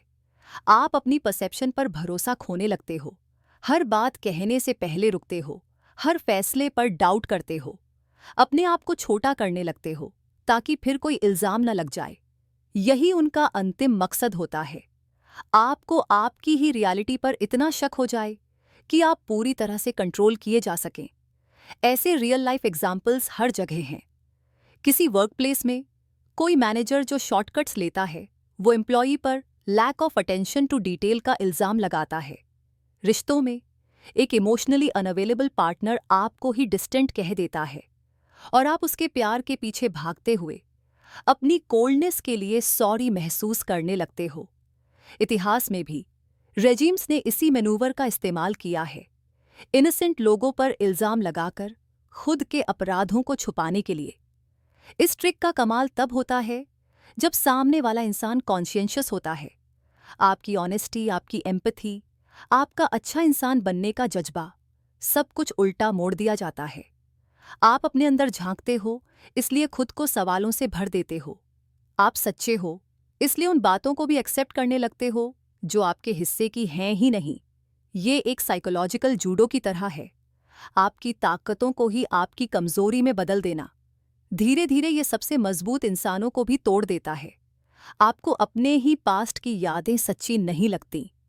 आपको खुद पर भरोसा नहीं रहता कि आप कौन थे और आपने सच में क्या किया था। ये मैनूवर इसलिए इतनी सक्सेस होती है क्योंकि ये उन्हीं इमोशंस का इस्तेमाल करती है जिन पर रिश्ते टिके होते हैं। Trust, vulnerability, self reflection.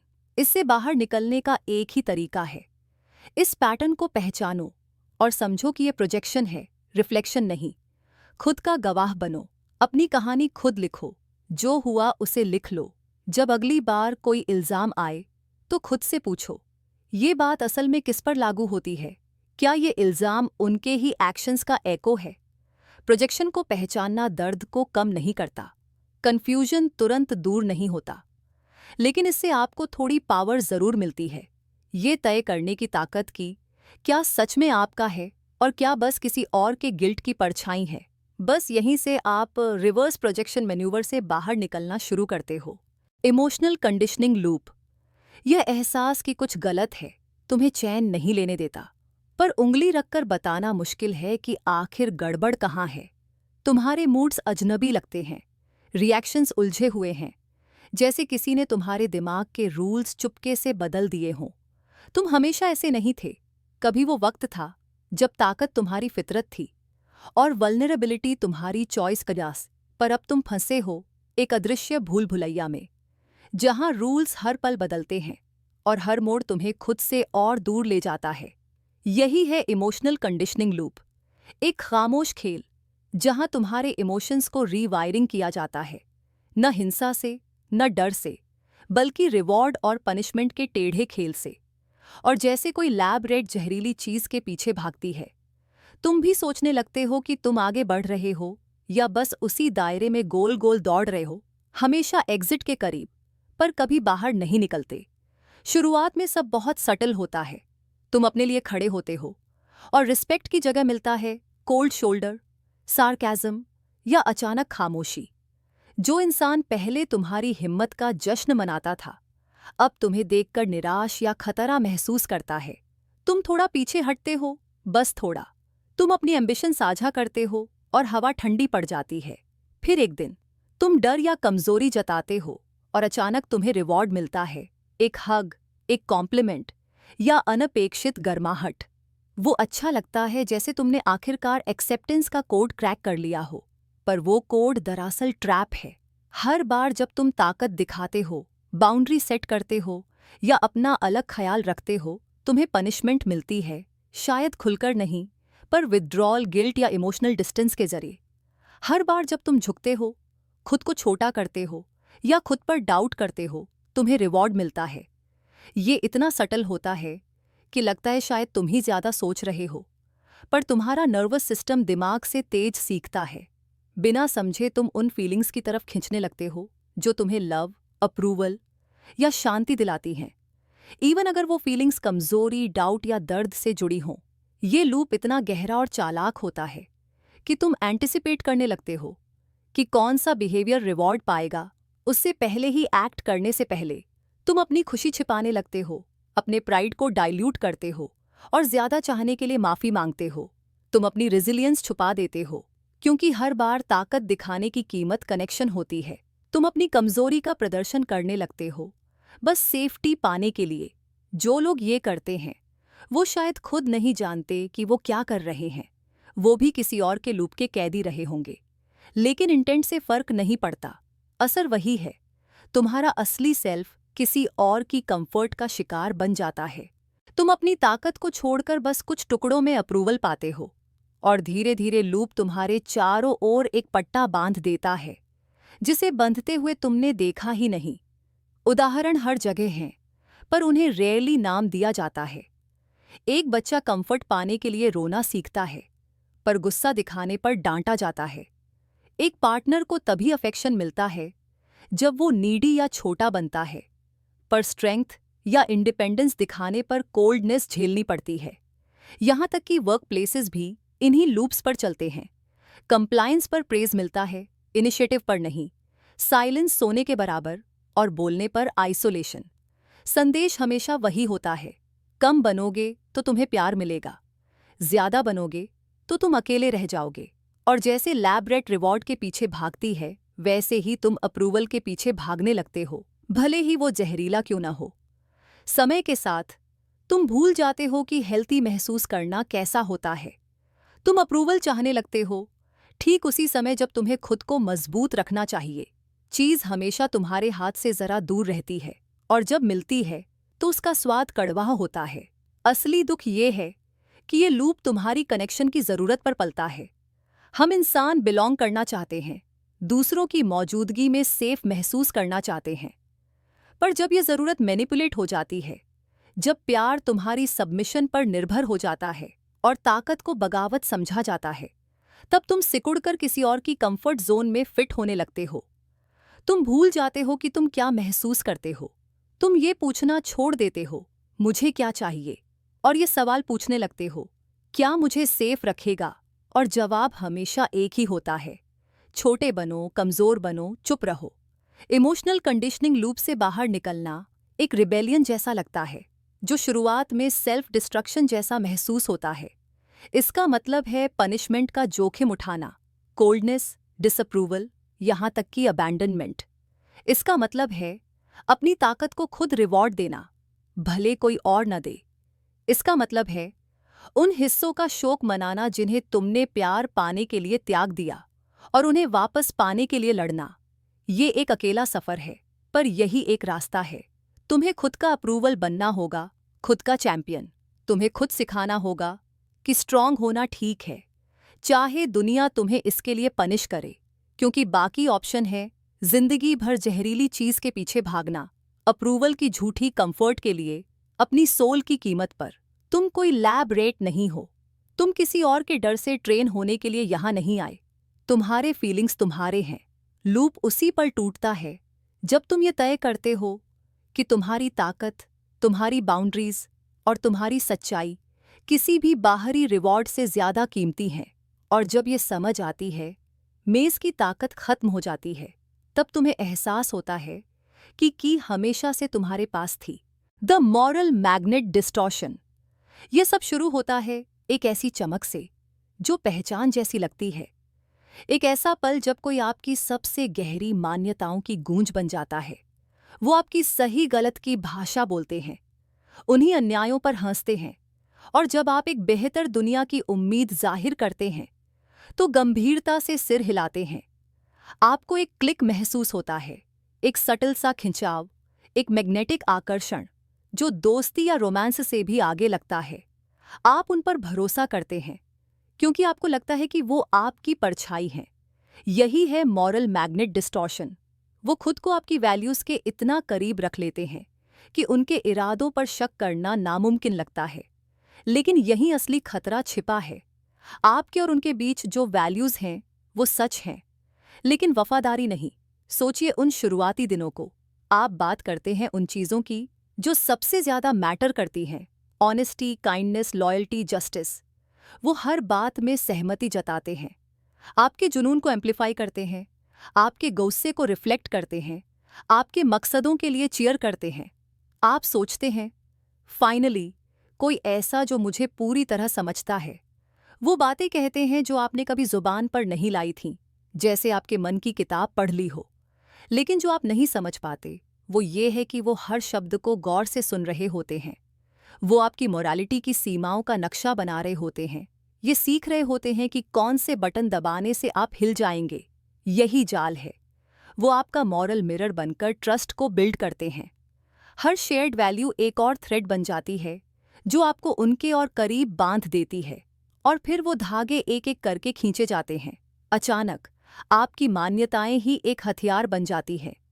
वो आपसे जस्टिस के नाम पर छोटे छोटे फेवर्स मांगते हैं, आपको ग्रेटर गुड के नाम पर कोई रूल तोड़ने के लिए राजी करते हैं, या कहते हैं तुम्हें पता है ना दुनिया कैसी है।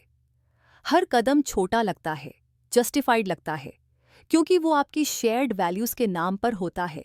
लेकिन धीरे धीरे आप ड्रिफ्ट करने लगते हैं और एक दिन आप खुद को उन फैसलों का बचाव करते हुए पाते हैं जो कभी आपको हॉरर देते थे।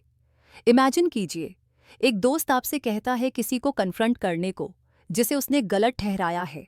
वो इसे ट्रूथ के लिए स्टैंड लेना बताता है, एक कोर वैल्यू जो आप दोनों में कॉमन है।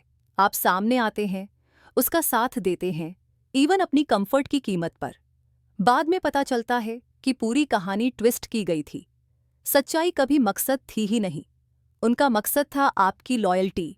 या फिर कोई मेंटर आपको कहता है कि एक बार ऑफिस का रूल तोड़ दो, बस इस कॉज के लिए जो आप दोनों सपोर्ट करते हो। आप उसकी बात मान लेते हैं क्योंकि आपके वैल्यूज अलाइन करते हैं। लेकिन जब नतीजे सामने आते हैं, आप अकेले खड़े होते हैं और वो बच निकलते हैं, बिल्कुल अनटार्निश्ड। मॉरल मैग्नेट डिस्टॉर्शन की जीनियस यही है कि ये बिट्रेयल जैसा महसूस ही नहीं होता। ये लगता है जैसे आप लॉयल्टी निभा रहे हैं, करेज दिखा रहे हैं, किसी बड़े मकसद के लिए साथ खड़े हैं। आप सैक्रिफाइस करते हैं, कॉम्प्रोमाइज करते हैं और रैशनलाइज करते हैं, सिर्फ इसलिए क्योंकि आपको लगता है आप वही कर रहे हैं जो सही है। लेकिन उनका अलाइनमेंट सिलेक्टिव था। जिस पल आप हिचकिचाते हैं, किसी डिमांड पर सवाल उठाते हैं, मैनिपुलेशन रेजिस्ट करते हैं, वो बदल जाते हैं। अचानक आप पर ही आरोप लगने लगते हैं कि आपने उन वैल्यूज को बिट्रे किया है जिनका वो पहले एको करते थे। और तभी गिल्ट शुरू होता है। आप अपनी खुद की गुडनेस पर डाउट करने लगते हैं।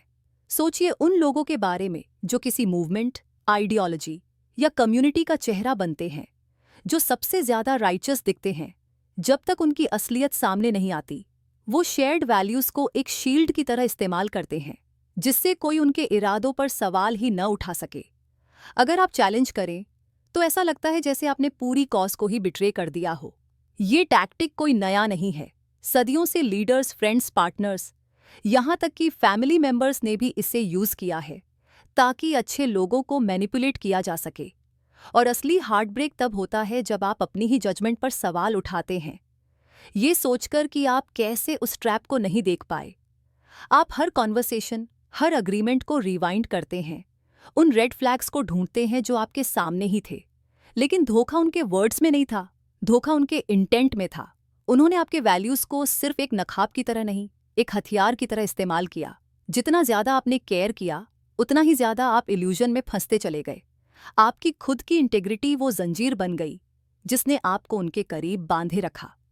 मॉरल मैग्नेट डिस्टॉर्शन से निकलना एक पेनफुल रेकनिंग होता है। आपको मानना पड़ता है कि कोई आपकी वैल्यूज शेयर कर सकता है और फिर भी बैड फेथ में एक्ट कर सकता है। आप सीखते हैं वर्ड्स नहीं, पैटर्न्स को ऑब्जर्व करना। क्या वो तब भी आपके साथ होते हैं जब उन्हें खुद कुछ खोना पड़े, या सिर्फ तब जब उन्हें फायदा हो? क्या वो आपको कहते हैं कि अपनी कॉन्शियंस के खिलाफ एक्ट करो सिर्फ उनके लिए? क्या वो तब गायब हो जाते हैं जब आप कॉम्प्रोमाइज करने से मना करते हैं? ट्रस्ट सिर्फ शेयर्ड वैल्यूज पर नहीं, बल्कि एक्शंस पर टिकता है, खासकर तब जब कोई देख नहीं रहा होता। इस डिस्टॉर्शन का सबसे इंसीडियस हिस्सा ये है कि ये आपके अंदर डाउट छोड़ जाता है। आप हर उस इंसान पर शक करने लगते हैं जो आपके वैल्यूज शेयर करता दिखता है। आप गार्डेड हो जाते हैं, आइसोलेटेड महसूस करने लगते हैं। लेकिन आपको इंसानियत पर फेथ खोने की जरूरत नहीं है। आपको सिर्फ नजर तेज करनी है। आप सीखते हैं कि जेन्युइन कनेक्शन कांस्टेंट अग्रीमेंट नहीं मांगता। असली साथी वो होते हैं जो आपको ग्रो करने का मौका देते हैं, आपकी बाउंड्रीज का सम्मान करते हैं और कभी भी आपसे ये नहीं मांगते कि आप अपनी सोल को बिट्रे करें।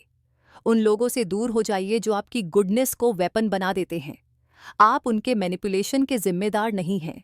लॉयल्टी का सबसे बड़ा एक्ट यही है, खुद की वैल्यूज के लिए खड़ा रहना, इवन जब दुनिया उन्हें ट्विस्ट करने की कोशिश करे। The chaos dependency cycle. कुछ कंट्रोल पैटर्न्स इतने सीमलेस होते हैं कि आपको तब तक उस केज के बार्स नजर नहीं आते जब तक आप उसके अंदर लॉक्ड न हो जाए। ऐसा ही एक सबसे इंसीडियस पैटर्न है केओस डिपेंडेंसी साइकिल। ये एक तूफान से शुरू होता है, कभी जोरदार, कभी सटल, लेकिन हमेशा डिस्टेबलाइजिंग। कोई जो पावर में है या कोई जो आपके करीब है, इमोशनल केओस पैदा करता है। वाइल्ड अनप्रिडिक्टेबिलिटी, ड्रामेटिक कॉन्फ्लिक्ट्स, आपके वर्ल्ड के मौसम की कांस्टेंट शिफ्टिंग। हर प्लान खतरे में लगता है। हर कॉन्वर्सेशन इरप्ट या कोलैप्स हो सकती है। जमीन हर पल खिसक रही है और आप ये तक भूल जाते हैं कि नॉर्मल आखिर होता क्या है। लेकिन इस साइकिल का दूसरा हिस्सा पहले से भी ज्यादा कनिंग होता है। वही इंसान जो इमोशनल स्टॉर्म लाता है, थोड़ी देर बाद एक आउटस्ट्रेच्ड हैंड लेकर आता है, कंफर्ट देने, थोड़ी राहत या टेम्परेरी पीस के नाम पर। ये एक अजीब तरह की रेस्क्यू होती है। स्टॉर्म ब्रिंगर ही शेल्टर बन जाता है। आप उस रेयर काम मोमेंट को थाम लेते हैं, ग्रेटफुल होते हैं उस ब्रीफ सेफ्टी के लिए, जबकि अंदर कहीं जानते हैं कि ये कभी टिकने वाला नहीं है। जो हाथ आपको सूद करता है, वही हाथ बादलों को भी स्टर करता है। ये साइकिल हर जगह रिपीट होता है, फैमिलीज में, रिलेशनशिप्स में, ऑफिसेज में, सोसाइटीज तक में। टॉक्सिक रिलेशनशिप्स में यही पार्टनर होता है जो फाइट शुरू करता है, टेंशन बढ़ाता है, आपके बटन्स प्रेस करता है, और फिर वही एक लौता इंसान बन जाता है जो आपको बेटर फील करवा सकता है। आप उनके काइंडनेस के लिए ग्रेटफुल हो जाते हैं, ये भूल जाते हैं कि दर्द भी उन्हीं की वजह से था। डिस्ट्रक्शन और रिपेयर का साइकिल इतना कंप्लीट होता है कि आप उसी इंसान से माफी मांगते पाए जाते हैं जिसने आपको डिस्टेबलाइज किया। विलेन और सेवियर की लाइंस ब्लर हो जाती हैं। आप अपने कैप्टर पर ही कंफर्ट के लिए डिपेंड करने लगते हैं। ये कंट्रोल की एक क्लासिक टैक्टिक है। पॉलिटिकल रेजिम्स इसे सदियों से यूज करते आए हैं। केओस फैलाना, थ्रेट्स, प्रोपेगेंडा या इंजीनियर्ड क्राइसिस के जरिए, और फिर खुद को रिस्टोर ऑर्डर करने वाला एकमात्र ऑप्शन बताना। मैसेज साफ होता है, हमारे बिना सिर्फ डर और अनसर्टेनिटी है। ये केओस कोई गलती नहीं है, ये डिजाइन का हिस्सा है। लोगों को इतना डिस्ट्रैक्टेड, एग्जॉस्टेड या अफ्रेड रखना कि कोई ये ना पूछे कि एंडलेस इमरजेंसीज से फायदा किसका हो रहा है। इस दौरान लॉयल्टी बढ़ती जाती है, ट्रस्ट से नहीं, बल्कि इसलिए क्योंकि लोगों के पास और कोई ऑप्शन नहीं होता। वर्क प्लेस में भी यही साइकिल मैनेजर्स इनैक्ट करते हैं, अनसर्टेनिटी क्रिएट करके, shifting expectations, inconsistent feedback, sudden direction changes, and फिर खुद को क्लैरिटी और सपोर्ट का सोर्स बताकर पेश करते हैं। एम्प्लॉयीज हर रिएश्योरेंस के टुकड़े से चिपक जाते हैं, किसी भी प्रिडिक्टेबल मोमेंट को एक ब्लेसिंग समझते हैं, ये भूलकर कि ये सब एक शैडोज और फॉग का खेल है।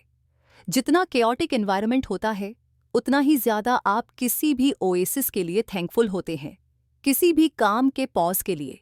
केओस डिपेंडेंसी साइकिल की जीनियस यही है कि ये सेल्फ रीइंफोर्सिंग होता है। टाइम के साथ आपका नर्वस सिस्टम अडैप्ट करने लगता है। आप ड्रामा को क्रेव करने लगते हैं, डिजास्टर को एक्सपेक्ट करते हैं, इंस्टेबिलिटी को नॉर्मलाइज कर देते हैं। साइकिल एडिक्टिव हो जाता है, क्योंकि हर सेफ्टी का मोमेंट उस पहले वाले स्टॉर्म की वजह से ज्यादा इंटेंस लगता है। ऑर्डिनरी पीस अब डल लगती है, इवन सस्पिशियस। आप काम पर ट्रस्ट करना बंद कर देते हैं। अब आप अगली केओस की प्रतीक्षा करते हैं, जानते हुए, शायद सीक्रेटली उम्मीद करते हुए, कि कंफर्ट उसके बाद ही आएगा। और साइकिल फिर से घूमता है, बार बार। ये पैटर्न इतना पावरफुल क्यों होता है? क्योंकि इंसान हैप्पीनेस के लिए नहीं, सर्वाइवल के लिए वायर्ड है। अनसर्टेनिटी की दुनिया में कोई भी स्टेबिलिटी का सोर्स, चाहे वो मैनिपुलेटिव ही क्यों ना हो, बहुत कीमती बन जाता है। और जब एक ही इंसान थ्रेट और रिलीफ दोनों कंट्रोल करता है, आपका माइंड उसे अपनी रियलिटी का एक्सेस बना लेता है। आप लॉयल बनते हैं चॉइस से नहीं, बल्कि साइकोलॉजिकल नेसेसिटी से। और यही लॉयल्टी उस साइकिल का अल्टीमेट गोल होती है। ये डायनेमिक जनरेशनल भी बन सकता है। जिन बच्चों की परवरिश अनप्रिडिक्टेबल होम्स में होती है, वो इमोशनल वेदर को पढ़ना सीख लेते हैं, हमेशा अलर्ट, हमेशा अगली स्टॉर्म के लिए ब्रेस करते हुए। जिस पेरेंट से उन्हें डर लगता है, वही उन्हें सूद भी करता है और लव फियर में टैंगल्ड हो जाता है। ये लेसन एडल्टहुड तक साथ चलता है। हार्म देने वालों से ही सेफ्टी तलाशो, केओस ब्रिंगर को ही सेवियर मानो। अगर आप कभी इस साइकिल में ट्रैप्ड महसूस करते हैं, तो ये आपकी गलती नहीं है। वो कन्फ्यूजन, ग्रैटिट्यूड, डिपेंडेंस, ये सब एक ऐसे सिस्टम के प्रिडिक्टेबल रिजल्ट्स हैं जो आपको स्पिन में रखने के लिए डिजाइन किया गया है। इस पैटर्न को पहचानना ही पहला रेजिस्टेंस एक्ट है। अगला स्टेप है शेल्टर कहीं और खोजना। स्टॉर्म ब्रिंगर की गोद में नहीं, बल्कि उन स्पेसेस और लोगों में जो आपको सेफ फील करने के लिए कोई पेन पास थ्रू नहीं करवाते।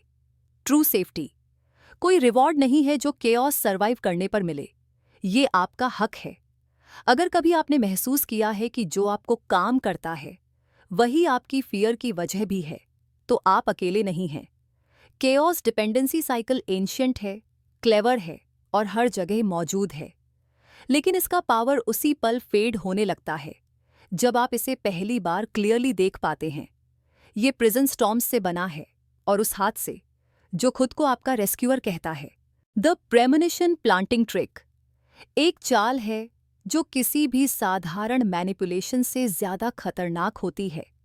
इसे कहते हैं प्रेमोनिशन प्लांटिंग ट्रिक, किसी और की भविष्यवाणी को आपकी तकदीर बना देने की कला। जरा सोचिए, कोई कहता है मुझे पता है तुम ओवर रिएक्ट करोगे, या तुम तो वैसे भी हार मान लेते हो, या तुम हमेशा अपनी ही खुशियां बर्बाद कर देते हो। शुरू में आप हंसते हो, नजरअंदाज करते हो, लेकिन वो शब्द गूंजने लगते हैं, धीरे धीरे आपके जहन के सबसे निजी कोनों में जगह बना लेते हैं। उन्होंने दरअसल एक बीज बो दिया होता है, आपकी असफलता की एक झलक, एक भविष्यवाणी जो अब आपकी मानसिक जमीन में पल रही है। और असली खेल वहीं से शुरू होता है। वो आपको हल्के हल्के धकेलते हैं, ऐसे तरीकों से जो उनकी कही बात को सच कर दें। कभी छोटी छोटी चिढ़ाने वाली बातें, कभी जानबूझकर बनाई गई स्ट्रेसफुल सिचुएशंस। अचानक आपको महसूस होने लगता है कि उनके सामने आप हमेशा एज पर रहते हो। आप सोचते हो, क्या मैं सच में ऐसा हूं? क्या मैं हमेशा ऐसा ही करता हूं? और वो देखते रहते हैं, शांत, धैर्यवान, क्योंकि उन्हें पता है कि एक न एक दिन आप टूटोगे और उनकी भविष्यवाणी सच साबित होगी। और जब वो पल आता है, वो कोई दुर्घटना नहीं होती। इट्स प्रूफ, साक्षात प्रमाण, जो अब उनके हाथों में है। ये चाल इतनी खतरनाक है क्योंकि ये आपकी ही सोच को आपके खिलाफ इस्तेमाल करती है। वो आपकी मानसिक जमीन पर अपनी कहानी का रंग भरते हैं। आप अपने हर रिएक्शन को मापने लगते हो, हर शब्द सोच समझकर कहते हो, और फिर भी किसी तरह उसी बर्ताव में फंस जाते हो जिसका इल्जाम उन्होंने पहले ही लगा दिया था। ये इसलिए नहीं कि आप कमजोर हो या गलत हो, ये इसलिए है क्योंकि स्क्रिप्ट पहले ही आपके अंदर फिट कर दी गई थी। सोचिए उस बच्चे के बारे में जिसे हमेशा ट्रबल मेकर कहा गया। उसके हर छोटे से गलत कदम को बड़ा बना दिया गया। वो उम्मीदें उसके अंदर घर कर गईं और उसने वही रोल प्ले करना शुरू कर दिया, कभी ध्यान पाने के लिए, कभी थक हार कर। या उस पार्टनर को लीजिए जिसे बार बार कहा गया, तुम कभी ठीक से बात नहीं कर पाते। धीरे धीरे तनाव बढ़ता गया और आखिरकार सच में मिसकम्युनिकेशन होने लगा। आरोप एक सेल्फ फुलफिलिंग प्रोफेसी बन गया, और जिसने भविष्यवाणी की थी उसने ताली बजाई। देखा, मैंने कहा था ना कि ये सिर्फ साइकोलॉजी नहीं है, ये पावर है। प्रेमोनिशन प्लांटिंग ट्रिक को इस्तेमाल करते हैं वो बॉस जो कहते हैं, मुझे पता है तुम डेडलाइन मिस कर दोगे, और फिर काम इतना लाद देते हैं कि आप सच में चूक जाओ। वो पेरेंट्स जो कहते हैं, तुम मुझे जरूर निराश करोगे, और फिर कभी तारीफ ही नहीं करते। वो दोस्त जो कहते हैं, तुम तो हमेशा प्लान कैंसिल कर देते हो, और फिर जानबूझकर आखिरी वक्त पर इनवाइट करते हैं, जैसे चुपचाप दावत दे रहे हों या जाल बिछा रहे हों। लेकिन इस ट्रिक की असली चालाकी यही है कि ये कभी हमला नहीं लगती। ये कंसर्न बनकर आती है, इनसाइट की शक्ल में या केयर के नकाब में। मैं बस तुम्हें आगाह कर रहा हूं, मैं तुम्हें अच्छे से जानता हूं, मैं तो बस ईमानदारी से कह रहा हूं। हर एक लाइन एक ईंट बन जाती है उस अदृश्य कैद की जो आपने कभी चुनी ही नहीं थी। जितना ज्यादा आप विरोध करते हो, उतना ही दोषी लगते हो। अपने आप को बचाने की कोशिश भी एक गुनाह बन जाती है, और चुप रह जाओ तो वो मान लिया जाता है कि आप मान गए हो। नतीजा हमेशा एक जैसा होता है। आपको आपकी नीयत से नहीं, उनकी बनाई हुई तस्वीर से तौला जाता है। इसका साइकोलॉजिकल असर अंदर से जंग की तरह होता है। आप फंस जाते हो खुद को साबित करने की जद्दोजहद में, और फिर भी वही बनने में जो उन्होंने कहा था। आपकी पूरी एनर्जी सेल्फ कंट्रोल में लग जाती है, सेल्फ एक्सप्रेशन में नहीं। और जब आखिर में आप टूट जाते हो, गुस्से में, हार में, विड्रॉल में, फेलियर में, वो उसे एक जीत की तरह पेश करते हैं। वो समझदार दिखते हैं, आप कमज़ोर, और ये साइकिल हर बार और गहरी होती जाती है।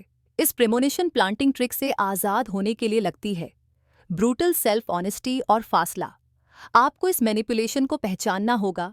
ये एक कोशिश है आपकी कहानी को फिर से लिखने की। ये नहीं कि आप कौन हो, बल्कि वो आपको क्या बनाना चाहते हैं। अगर कोई बार बार आपको किसी नकारात्मक भविष्य की शक्ल दिखा रहा है, तो खुद से पूछिए, अगर मैं सच में ऐसा बन जाऊं तो फायदा किसका होगा? क्यों उन्हें ये कहानी इतनी प्यारी है? और सबसे अहम सवाल, अगर मैं उनकी भविष्यवाणी को ही छोड़ दूं तो मैं कौन बन सकता हूं? आपको अपनी स्क्रिप्ट वापस लेनी होगी। खुद को बार बार याद दिलाना होगा, प्रिडिक्शन इज नॉट डेस्टिनी। आप एक्शन ले सकते हो, रिएक्ट कर सकते हो, फेल कर सकते हो, बिना इस डर के कि हर छोटी बात किसी और की ईगो के लिए हथियार बन जाएगी। अपने आसपास ऐसे लोगों को रखिए जो आपकी पॉसिबिलिटीज देखते हैं, ना कि आपकी फेलियर्स। ऐसे लोगों से दूरी बनाइए जो शंकाओं के बीज बोते हैं, जो चुपचाप ये चाहते हैं कि आप वो रोल निभाओ जो उन्होंने लिखा है। प्रीमोनिशन प्लांटिंग ट्रिक काम करती है क्योंकि ये आपके डर, आपकी उम्मीद और वैलिडेशन की प्यास को हाईजैक कर लेती है। ये आपकी चाहत को कि कोई आपको समझे, उसी को आपके खिलाफ इस्तेमाल करती है। लेकिन आप इस पैटर्न को तोड़ सकते हो, आप उस रोल को ठुकरा सकते हो।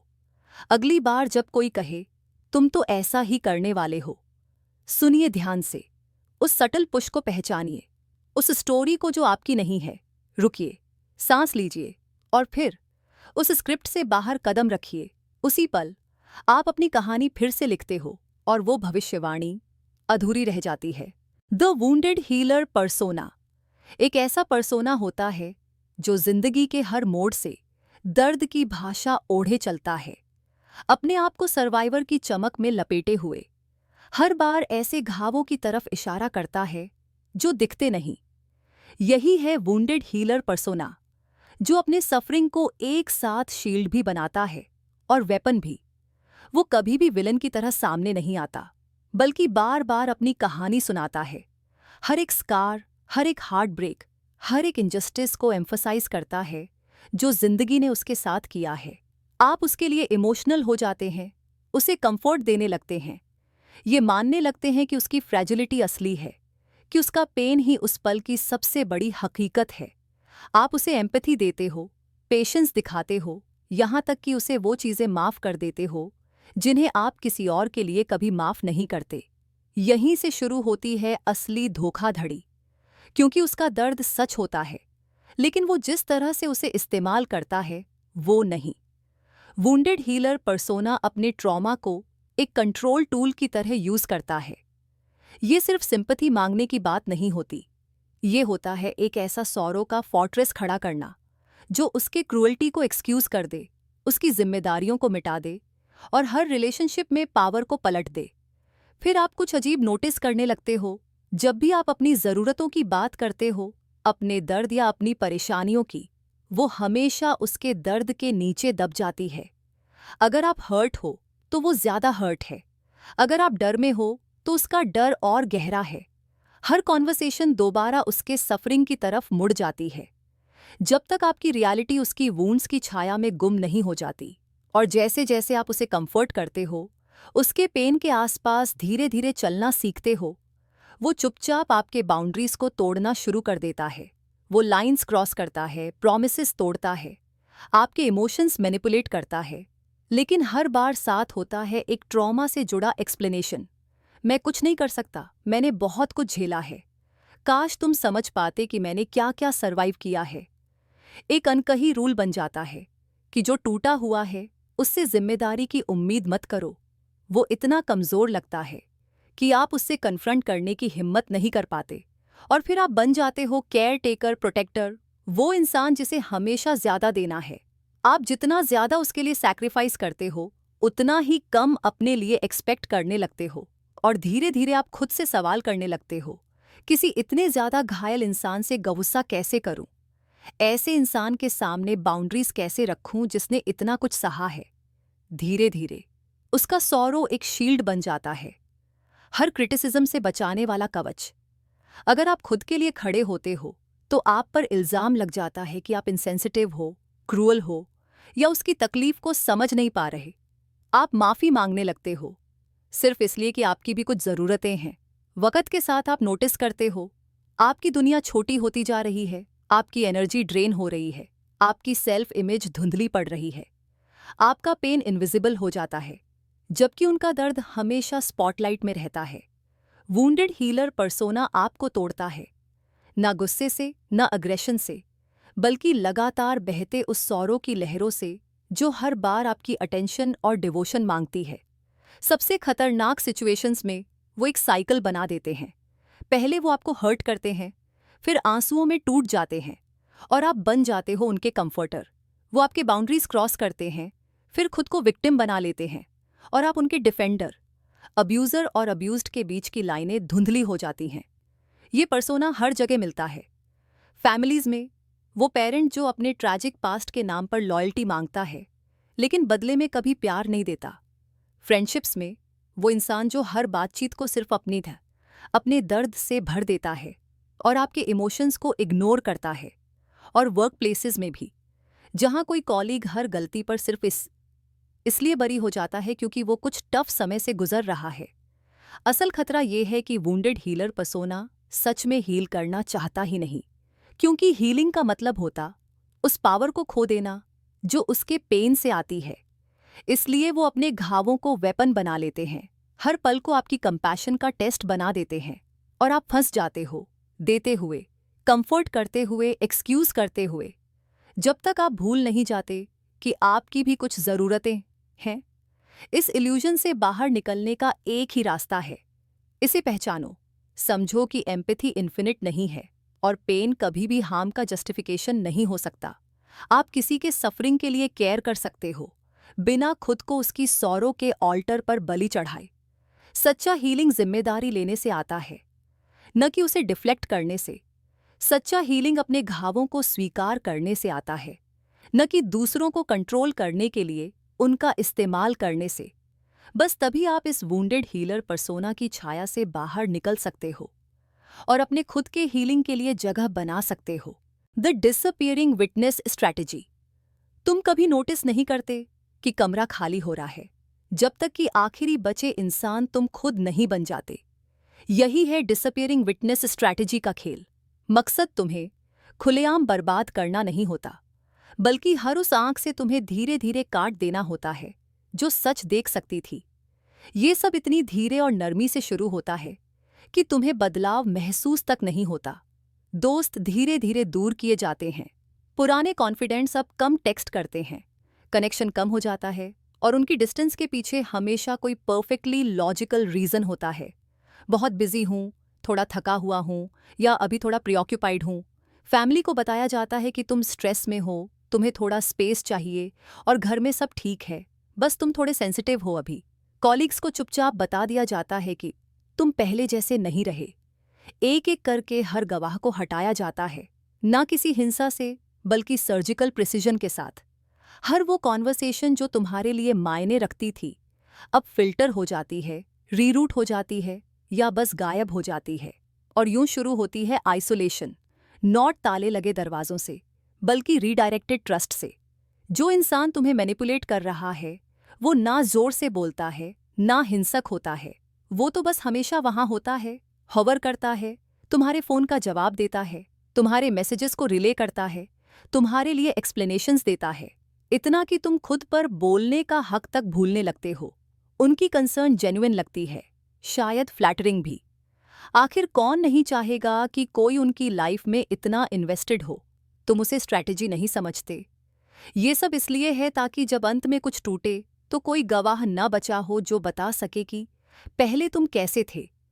ये वो अकेलापन नहीं है जो तुमने खुद चुना हो, ना ही किसी रात की शांत वॉक या एक पीसफुल मोमेंट की तन्हाई। ये है वेपनाइज्ड आइसोलेशन, तुम्हारे गवाहों को एक एक करके खत्म कर देने की चालाकी। मैनिपुलेटर तुम्हारे पीछे मिसअंडरस्टैंडिंग्स तैयार करता है। वो इन दिनों थोड़ी दूर हो गई है, पर्सनली मत लेना। वो बस थोड़ा ओवरवेल्म्ड है शायद थोड़ी स्पेस दे दो। तुम अपने कहे हुए वर्ड्स के लिए माफ़ी मांगते हो, उन फीलिंग्स का डिफेंस करते हो जो तुमने कभी एक्सप्रेस ही नहीं की। वो सोशल फैब्रिक जो तुम्हें कभी गिरने से बचाता था, अब उसे चुपचाप एक एक धागा खींचकर अनरेवल किया जा रहा है। डिसअपीयरिंग विटनेस स्ट्रैटेजी की ब्रिलियंस यही है। तुम सिर्फ अकेले नहीं होते, तुम ये भी मान लेते हो कि शायद तुम उस अकेलेपन के लायक हो। सोचो, एक अब्यूसिव रिलेशनशिप की। विक्टिम के दोस्त धीरे धीरे गायब हो जाते हैं। हर किसी को दरवाजे से हल्के से बाहर धकेल दिया जाता है, कभी जेलसी से, कभी कोई स्टेज्ड ड्रामा, या फिर बस रिलेंटलेस नेगेटिविटी उन लोगों के बारे में जिनसे तुम प्यार करते थे। वो तुम्हें समझते नहीं हैं। सिर्फ मैं ही हूं जो तुम्हें वाकई समझता हूं। शुरुआत में ये सब बहुत इंटीमेट लगता है, लेकिन ये एक जेल की नींव है। वो पेरेंट्स जो इंसिस्ट करते हैं कि सिर्फ वही जानते हैं कि उनके बच्चे के लिए क्या सही है। वो वर्क प्लेसेस जहाँ डिसेंटर्स को धीरे धीरे साइड कर दिया जाता है या शेम में धकेला जाता है, जब तक कि सिर्फ वही वॉइसेस बचती हैं जो बॉस की एको होती हैं। हर कल्ट, हर मैनिपुलेटिव शासन, हर अब्यूज़र ने किसी ना किसी वर्जन में ये स्ट्रैटेजी इस्तेमाल की है, क्योंकि जो चीज़ें तुम अकेले इंसान के साथ कर सकते हो, वो भीड़ के सामने कभी नहीं कर सकते। धीरे धीरे तुम खुद रीच आउट करना छोड़ देते हो, क्योंकि अब कोई ऐसा नहीं बचा जो तुम्हारे कॉन्टेक्स्ट को समझता हो। जब अंततः तुम टूटते हो, तो ऐसा लगता है जैसे तुम किसी खाली थिएटर में चिल्ला रहे हो। हर सीट खाली, हर चेहरा कहीं और मुड़ चुका। तुम अपनी कहानी बताने की कोशिश कर सकते हो, बट सुनने वाला ऑडियंस अब जा चुका है। वो लोग जो तुम्हारे लिए कह सकते थे, ये ऐसा नहीं है, वो पहले ही तुम्हारी जिंदगी से फेड हो चुके होते हैं, और तुम्हें तक याद नहीं रहता कि कब गए थे। ये एक धीमी डिसअपीयरेंस होती है, इतनी धीमी कि तुम एग्जिट साइंस तक नहीं देख पाते। सबसे बुरा हिस्सा है सेल्फ डाउट। जब तुम आखिरी बार मदद मांगने की हिम्मत जुटाते हो, तो तुम्हारे पास ना कोई गवाह होता है, ना बैकअप, ना कोई कॉन्टेक्स्ट। तुम सोचने लगते हो, क्या वाकई मैं ही प्रॉब्लम हूं? क्या लोग इसलिए चले गए क्योंकि मैं टू मच, टू ब्रोकन या टू सेंसिटिव हूं? और यही है मैनिपुलेटर की अंतिम जीत। नॉट सिर्फ तुम्हारा अकेलापन, बल्कि तुम्हारी खुद की खामोश कंप्लिसिटी उस अकेलेपन में। कोई तुम्हारी चीख नहीं सुनता, क्योंकि वो कमरा तो बहुत पहले खाली कर दिया गया था, इससे पहले कि तुमने आवाज भी उठाई हो। लेकिन एक छुपा हुआ सच भी है, तुम अदृश्य नहीं हो। ये प्रोसेस उल्टा भी किया जा सकता है, हालांकि वो सफ़र बेहद दर्दनाक होता है। शुरुआत होती है एक बहुत पेनफुल एक्ट से, साइलेंस को तोड़ना, ह्यूमिलिएशन का रिस्क लेना, उन लोगों से दोबारा कांटेक्ट करना जिन्हें तुम खो चुका समझते थे। कभी कभी एक इंसान सुन लेता है, कभी कभी उन्हें सब याद होता है, कभी कभी वो गवाह लौट आते हैं, धीरे धीरे, चुपचाप, ताकि वो पुल फिर से बनाए जा सकें जो तुम्हारी गैर मौजूदगी में जला दिए गए थे। तुम अपनी आवाज़ फिर से पाते हो, नॉट क्योंकि कमरा भर गया है, बल्कि इसलिए कि तुमने फैसला किया कि वॉइड में भी बोलना जरूरी है। डिसअपीयरिंग विटनेस स्ट्रैटेजी बहुत ताकतवर है, लेकिन अटूट नहीं। इसकी पावर उसी पल खत्म हो जाती है जब तुम डिसाइड करते हो कि अब तुम्हारी कहानी कब, कैसे और किससे कही जाएगी, ये कोई और तय नहीं करेगा। Gas light frame injection. जरा सोचो, अपने ही बीते लम्हों को दोबारा देखने जाओ और वो धीरे धीरे धुंधले होने लगे, जैसे किसी और की जुबान ने उन्हें दोबारा गढ़ दिया हो। ये कोई मामूली इनकार नहीं है, ये है गैसलाइट फ्रेम इंजेक्शन। एक ऐसा खेल जहां आपकी रियलिटी को सिर्फ सवालों से नहीं, बल्कि नए रंगों से पेंट किया जाता है, धीरे धीरे, इतने महीन तरीके से कि आखिर में आप खुद ही शक करने लगते हो कि जो जिया था वो सच था या नहीं। जैसे आपकी जिंदगी में कोई डायरेक्टर घुस आया हो, की मोमेंट्स को दोबारा शूट कर रहा हो, नए डायलॉग्स दे रहा हो, पुराने स्क्रिप्ट को एडिट कर रहा हो, और अब वो कहानी आपकी नहीं, उनकी बन गई है। ये सब शुरू होता है एक छोटी डिसएग्रीमेंट से। शायद आपको कोई तकरार याद है, कोई ऐसा पल जो दर्दनाक था या शर्मिंदगी से भरा। लेकिन जब आप उस बारे में बात करते हैं, वो ऐसे हैरान हो जाते हैं जैसे आप कोई फैंटेसी सुना रहे हों। वो तो हुआ ही नहीं, या तुम्हें कुछ गलत याद है। शुरुआत में आप श्योर होते हो कि आपकी याद सही है, लेकिन वो इतने काम, इतने कॉन्फिडेंट होते हैं कि आप खुद पर ही शक करने लगते हो। आप अपनी मेमोरी को हर एंगल से चेक करते हो, उसमें दरारें ढूंढने लगते हो, क्या मैं ओवर इमोशनल था? क्या मैंने कुछ मिस कर दिया था? यहीं से असली मैनिपुलेशन शुरू होता है। फ्रेम इंजेक्शन में वो सिर्फ ये नहीं कहते कि आप गलत हो, वो एक नई मेमोरी भी दे देते हैं। नहीं, तुम अपसेट नहीं थे, तुम तो हंस रहे थे, हमने बहुत एंजॉय किया था, याद है? वो सीन इतने विविड, इतने कॉन्फिडेंटली बताते हैं कि आप उसे इमेजिन करने लगते हो। थोड़ी ही देर में आप वो हंसी याद करने लगते हो जो कभी थी ही नहीं, वो खुशी जो कभी महसूस ही नहीं की थी।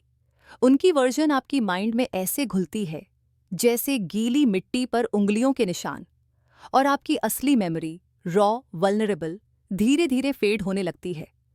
दिमाग अब फ्लेक्सिबल होता है और हम उन लोगों पर ट्रस्ट करना चाहते हैं जो हमारे करीब होते हैं।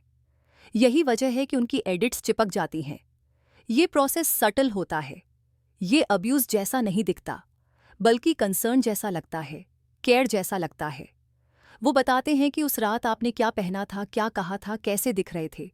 तुम बहुत खुश थे, तुम्हारा आइडिया था, याद है तुमने खुद ही मुझसे एग्री किया था। वो खुद को अच्छा दिखाते हैं और आपको आभारी। नेगेटिव एक्सपीरियंसेस भी दोबारा शूट होते हैं।